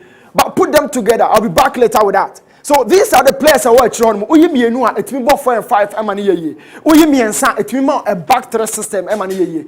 But put 2 together yourself and find out say Mienu Bay and between your ball Amana as the best defensive pairing for Hasfolk this season. They've been conceding. And everything at Ekoswatch have been marshaled by these guys at Amwatcho. Move away from the defense. Now, Oban Fifi, Obabeto, Jordan Otanga, Obabeto Eric Eso, Obabeto Linda Mtangi. These are 3 players, the most consistent players of this season. Omusi Academy Hasfolk. These players, the last 15 games of Mabono, or counting number of games of Maluswa, and you're so bad. But put that away. Nienka Awako and Saidu Salifu Wasem. These 2 guys are the creative hub of the team. But General, aside all these individual profiles, put them together. Who are the best 3? Who are the best trio out of these 5? Hasfolk struggled so much. David Oklu earlier after Saosha Kotokono, Okotieni post-match conference, he said a lot. And then define a set of trusted team, but an annual Lusutia RTU or sit team number 2 a depleted side. Yes, of course. Awako hasn't been himself. This is not the Awako we know from Olympics through the national team colors down to Hasfolk. Yenyan who said you Salifu, quality player by all standards, but by virtue of injuries, the guy hasn't been himself. Eric Eso hasn't been the Eso we've always been seeing in the colors of Ash Gold. The game now I call a firm kakra, but in midfield you need to get the best out of other players and sign a game no etimiasi, and that is why everybody will be arguing. He said Otanga more games, but check out the results if those more games ever. And Linda has been the key man in that midfield for Hasford, even with Linda one starting season in pool. So general Hasford midfield in it. You can talk about quality, you can talk about form, you can talk about potential, you can talk about talent, but none of it can be defined this season by the standards of the club. This is Hasford midfield and then war and sabotage neti and a futu. Omomi and Sankwa between a fight on any day against any club, but bring 3 out of this. Even Salifu there, now move on to the final third, and we are talking about, should I use chunk players? A lot of them are here, but they are not really on form. Yasan Yuachin, yes, of course, or an international player for Central African Republic. Obabenya Albert Ionde. This guy is very good, but what does he do really on the pitch? He doesn't score, neither does he create. You are talking about Isaac Mensah, extremely out of form. You are talking about Clinton Appiah, a youngster, my main fan, and Kwadwo Obin Jr. What is the real profile of Kwadwo Obin Jr.? Is he a specialist in poaching goals? Does he create and score like Karim Benzema? Does he stay in the box and stay as a beast like Olivier Giroud and Victor Edu Colon our RTU or buy a ultimate mistake claim our has folk starting team. It means technically it's not been consistent. Kosema Boadu, Ubenya Matic, Ubenya Way, Ochina, Okulu, Ochina, they've always been changing. Now this is one major principles of coaching. Every coach, our truster or our players, and a Tony Bimpoa, you're an assistant coach, on any boss and you're on certain players on a lineup. But this is as now after putting all this together, last game no more evidence kakra any komo. The attack no any fearsome, midfield no a shallow. They went with the 4-2-3-1 against Team Friends RTU. This is the manager David Okulu or struggled this season, and it is so understandable. But Osha RTU shape almost the back. It was a 4-4-2, and every time Biano almost switch like a 4-2-3-1 with 4-man attack and RTU the Kwakra. And Mekanwasam against Samatex. It was an announcement to be rumored, and I'm saying, oh, how's the Jamu? Oman Jamu. That was their real strength. How's against Tamale City? Oman for Oman Jamu. That was their real strength. Has have always been diminishing. Now, okay, 61 points in the League. Last season it was 48 points, and I'm going to cut also sees. I feel more 45 points, and I'm going to die 11th on the table. Is it down to diminishing returns by their form? Form na some body J for a DG League, and a sort of thing. Do they need to recycle the squad or refresh the whole squad? What is the real sense of the issue here? Nobody has access to the substance as to why has folk struggle and why Linda, a key player for the squad, up and started season of free by being a buy on tenacity with that on more club on that general. Up by this season on the key man for Hasselfolk. So where is the form of Richard Atta? Where is that combination? After say more last call, Khalid any so a form no here a every opponent irrespective of the quality and it has to focus our confidence. Now collectively I'll be showing you a lot of things that issue our has to focus team. And every single team be we are say oh yes so strong despite saying attack a sharp ground still as I said the defense a very solid. So has for defense and I say now but before that this is Kwadwo Obin Jr. Watch very closely. It's 1-on-1 against Nuruddin in the RTU game. So he beats Nuruddin in that 1-on-1 duel. After so beating there was another 1-on-1. Now Kwadwo Obin Jr. also did that with a plumb.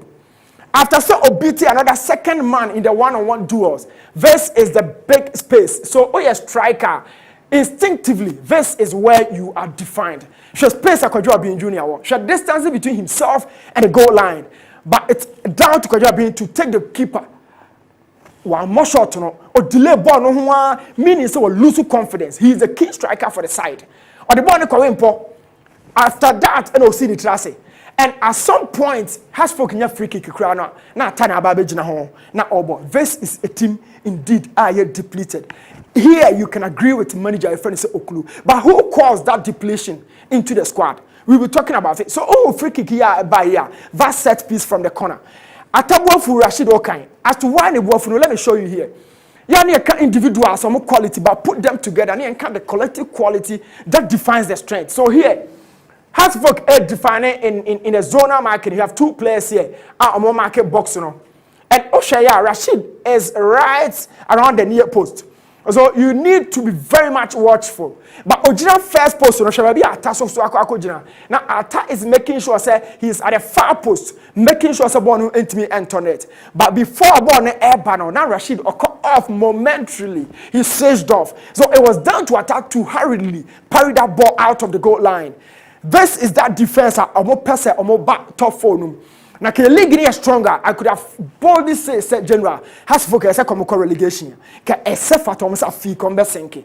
Has folks squad individually good by the standards of our league, but put them together collectively, and you can never define their strength in any sense, be it in defense, midfield, or attack. But this is a team where NCHBiano or J League, So here we are talking about RT. You are all decided, dictating the pace of the game against Hasselhoff. So also players be say, and RT decided on that switch game, by recycling play.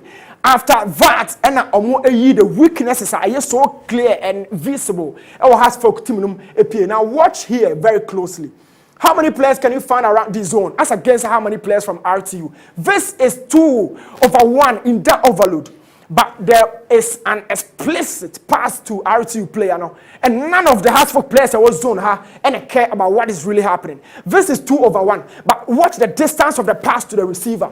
Who intercepts that ball? Intercept who is really aggressive on the receiver? This is Hasselhoff defense. Now after that, how easily a far ball and find point two in terminal. I'll be showing you the other side. Now watch here. There are also 4 players around this same zone. This is the goal scorer. Now before you realize, Hasselhoff as against 2 of RTU. But where is the urgency? My catcher said, "She had your own bar now about defend it. Oh, my house about that." But Sowa is really off. But you Kumi and you player first, Kunadu Yadom, and then Yaman Kwabafi.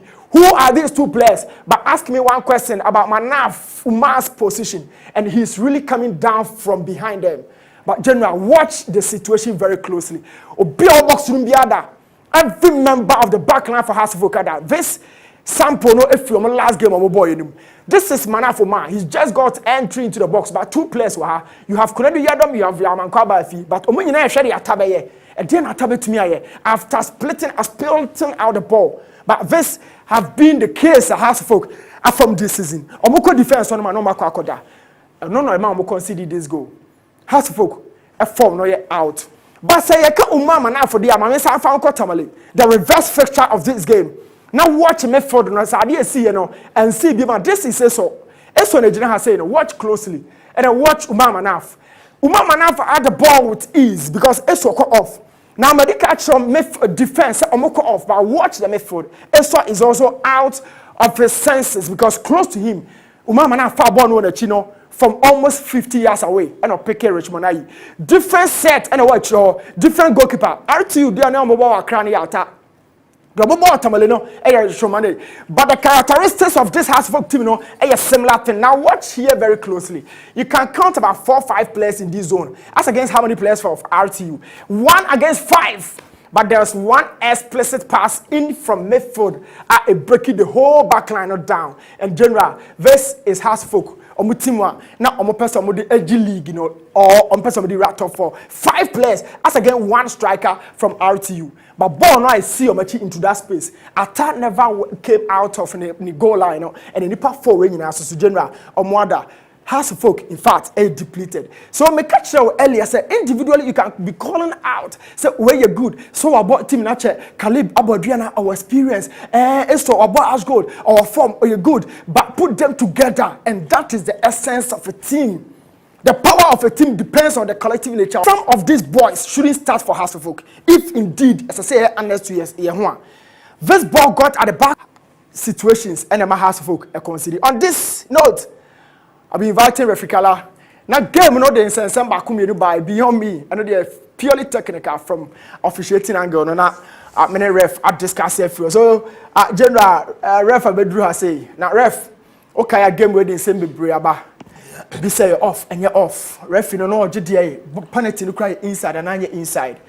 He fan no. But let's start from Umama. Now I've gone by. But ref, watch here very closely. Now, me who say ball. In fact, na offside. This is a manaf goal now you deny, you know. What do you say about this, ref? Yeah, first of all, let me correct you. Say you denying the goal. Okay. Because born one should go answer. All right. Say time my referee who said I stand referee no. I pay your flag you know. And no one know there or ball hostel. Okay. So say referee ball hostel. Na say we didn't someone who try.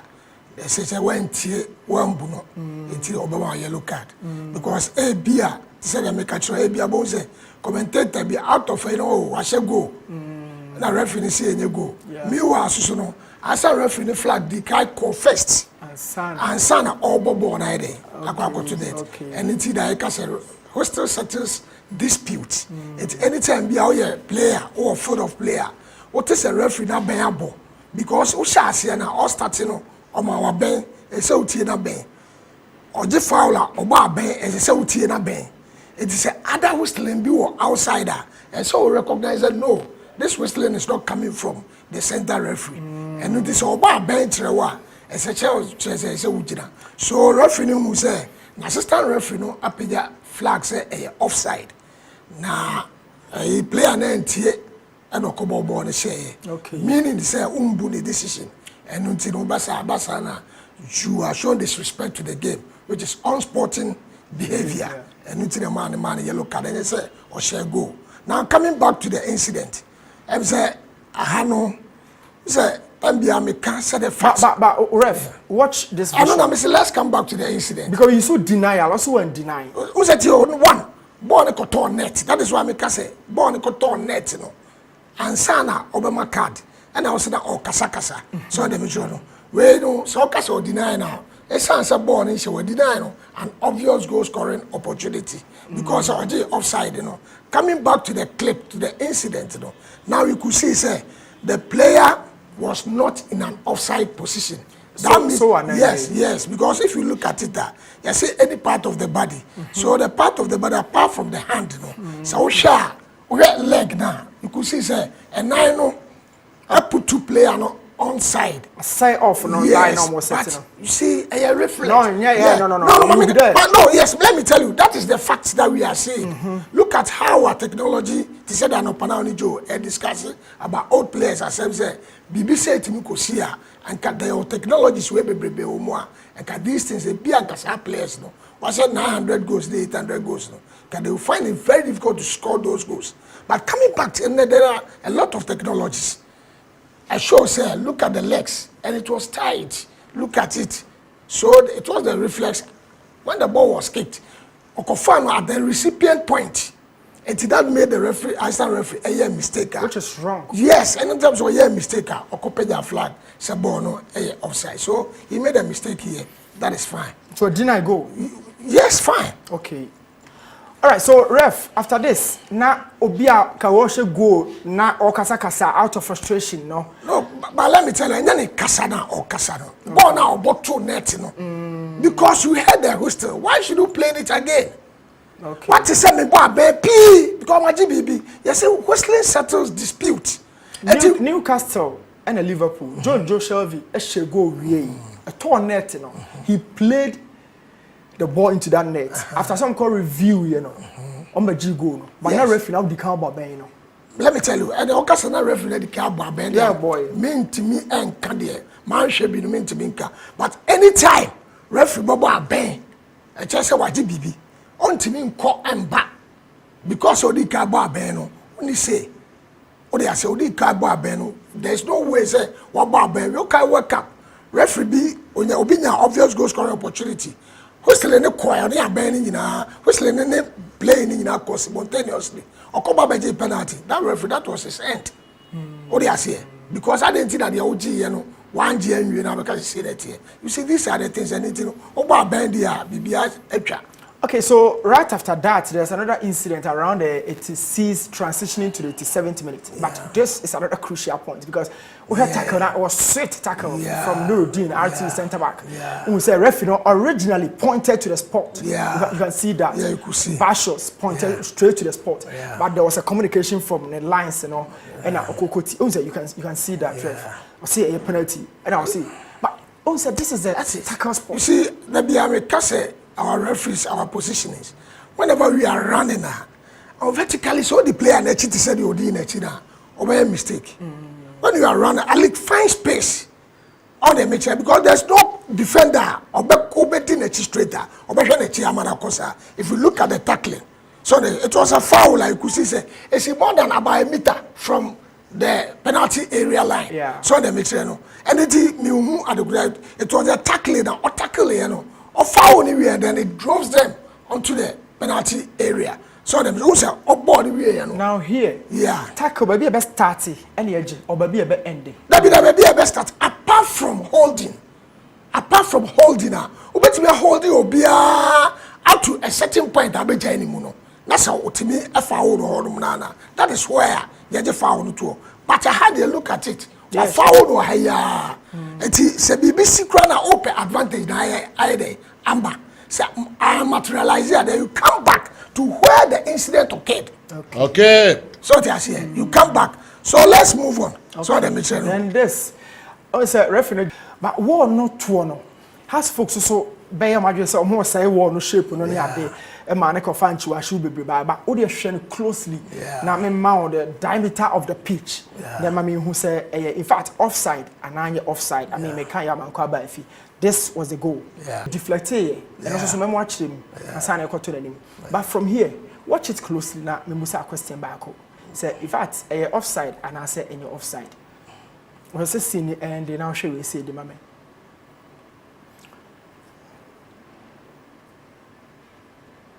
So ref, this is it. Watching closely, mommy. This is actually the line. Watching and going by this, you can see, sir, this is actually the last player. Okay, I'm changing way now. This is actually the last player. Now, so I will share the last leg in one. This is it. But this is the shape of the pitch. Yeah, sure, no problem. No problem. Ref, share it closely. This is crucial point, General. So, ref, I'm sure Sahadi won't. Now, this is the last leg of RT Ward. Yeah. But crucially, the who say, I'm on position. Yeah. Mamento ref. Joe, if you look at the position of Amankwabe Fiayekea, at the time of the kick, he was in an offside position. If you look at the markings, the diameter of the field of play now, video, you could see the leg and the baby I stand referee Ojina. Yes. Because that is the last part one defender or marking. Now marking is why any part of the body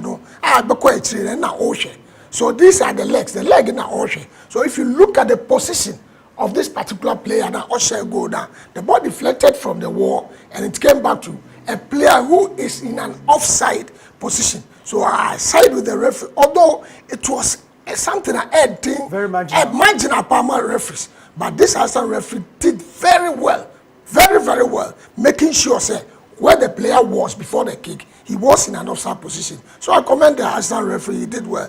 Those who are saying, picture how it is. Who say the player was in an offside position before the kick was taken.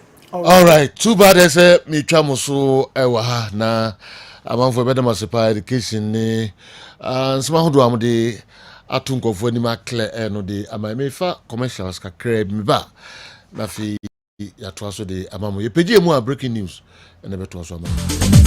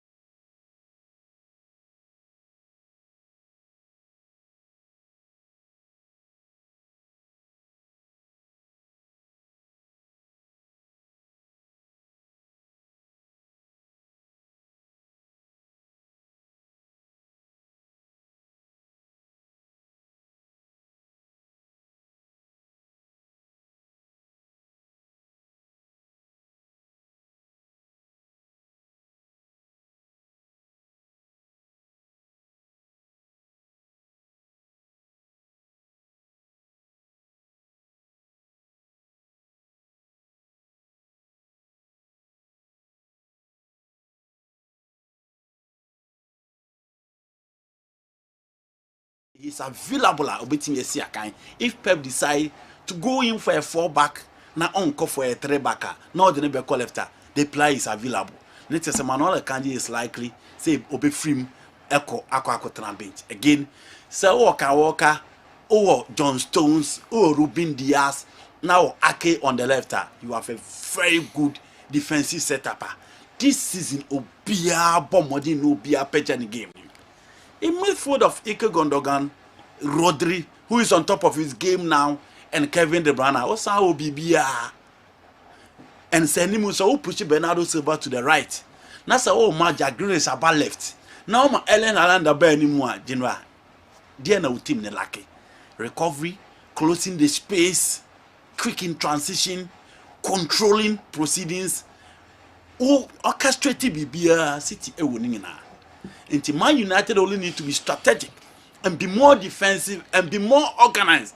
I'm saying no more team here City team so.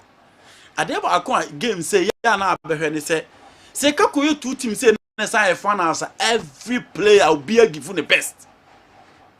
Because Man United so much team title we are at least for the first time in many years almost so team in the 2 titles. So it is not just a matter of stopping Manchester City from equaling their treble in 99, but almost second trophy for the season. A Kessben narrating how bet me a room so person only City team you stop one. You know one. Or you're limited because Lisandro Martinez is not available. But the Franco Di Kakai. So share the last game on boy against Manchester City. Line up on the bar who say look show a central defense and you know ball. Everything Haggett. He say now who players who Maguire who leader of 4. I didn't know also the look show. A central defense. But you know Obi a Lisandro Martinez performance this season. But there's one player at the back line of Man United also pitched the game to the very top this season. Hey, look sure. The Modibo so any into the first game against Man City no obey no. What say the neighbor central defensive alongside the experienced Rafael Varane. At least per that last game, you are sure. So beat me a year the amount.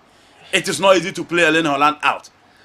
His movement, in the positional sense, and you know, are very smart. And you deal with him, now deal very, very well. Musa Rafael Varane deal with better striker than this player. But you know, and Niema Wababe you Premier League in this season, you know, and man who a you. Oh, we are no. So the look shop central defense, and obviously Taria Malaysia will be on the left. At least you are good to go.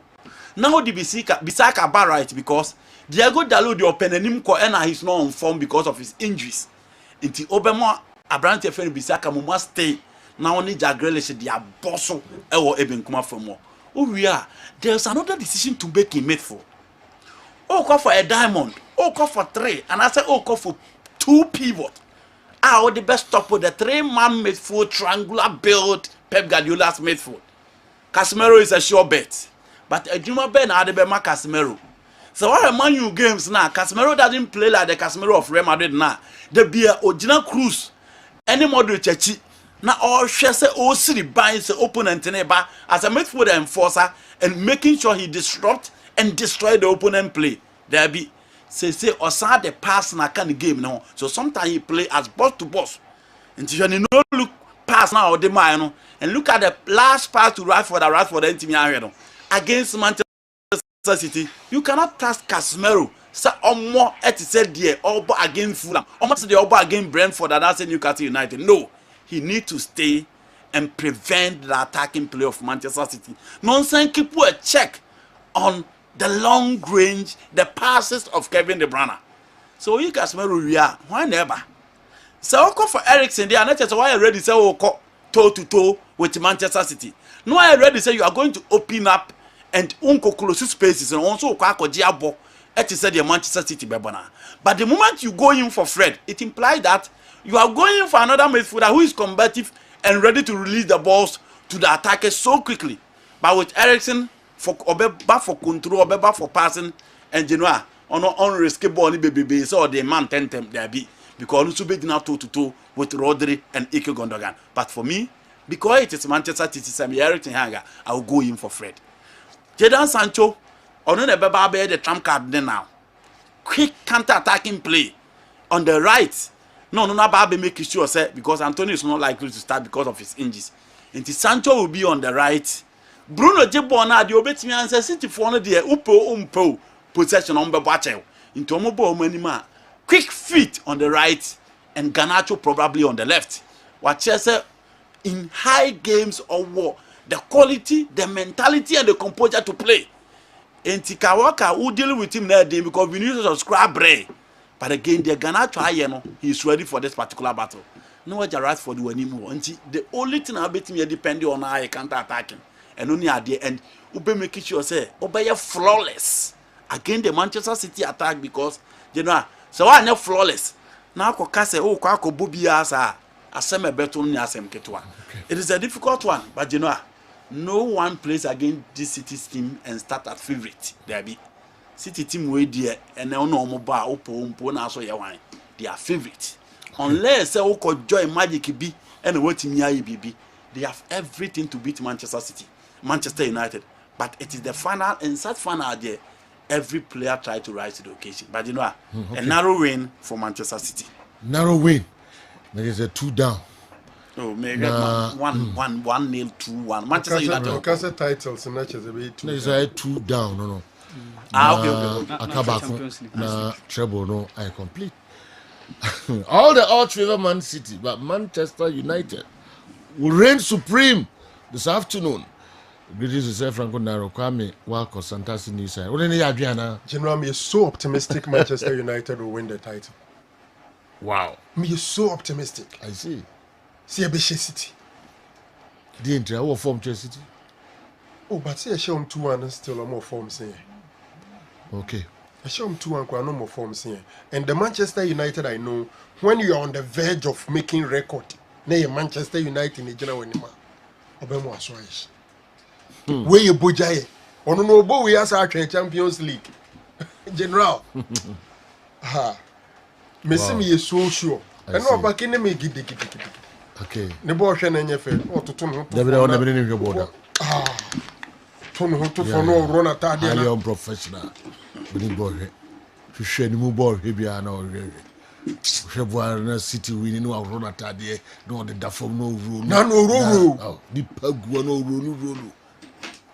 Uniopaki. Union na yini say.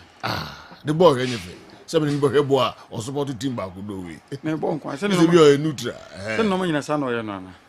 And the mintiminte. No ma nyina sa. You be agiti za. Gidi basa sa.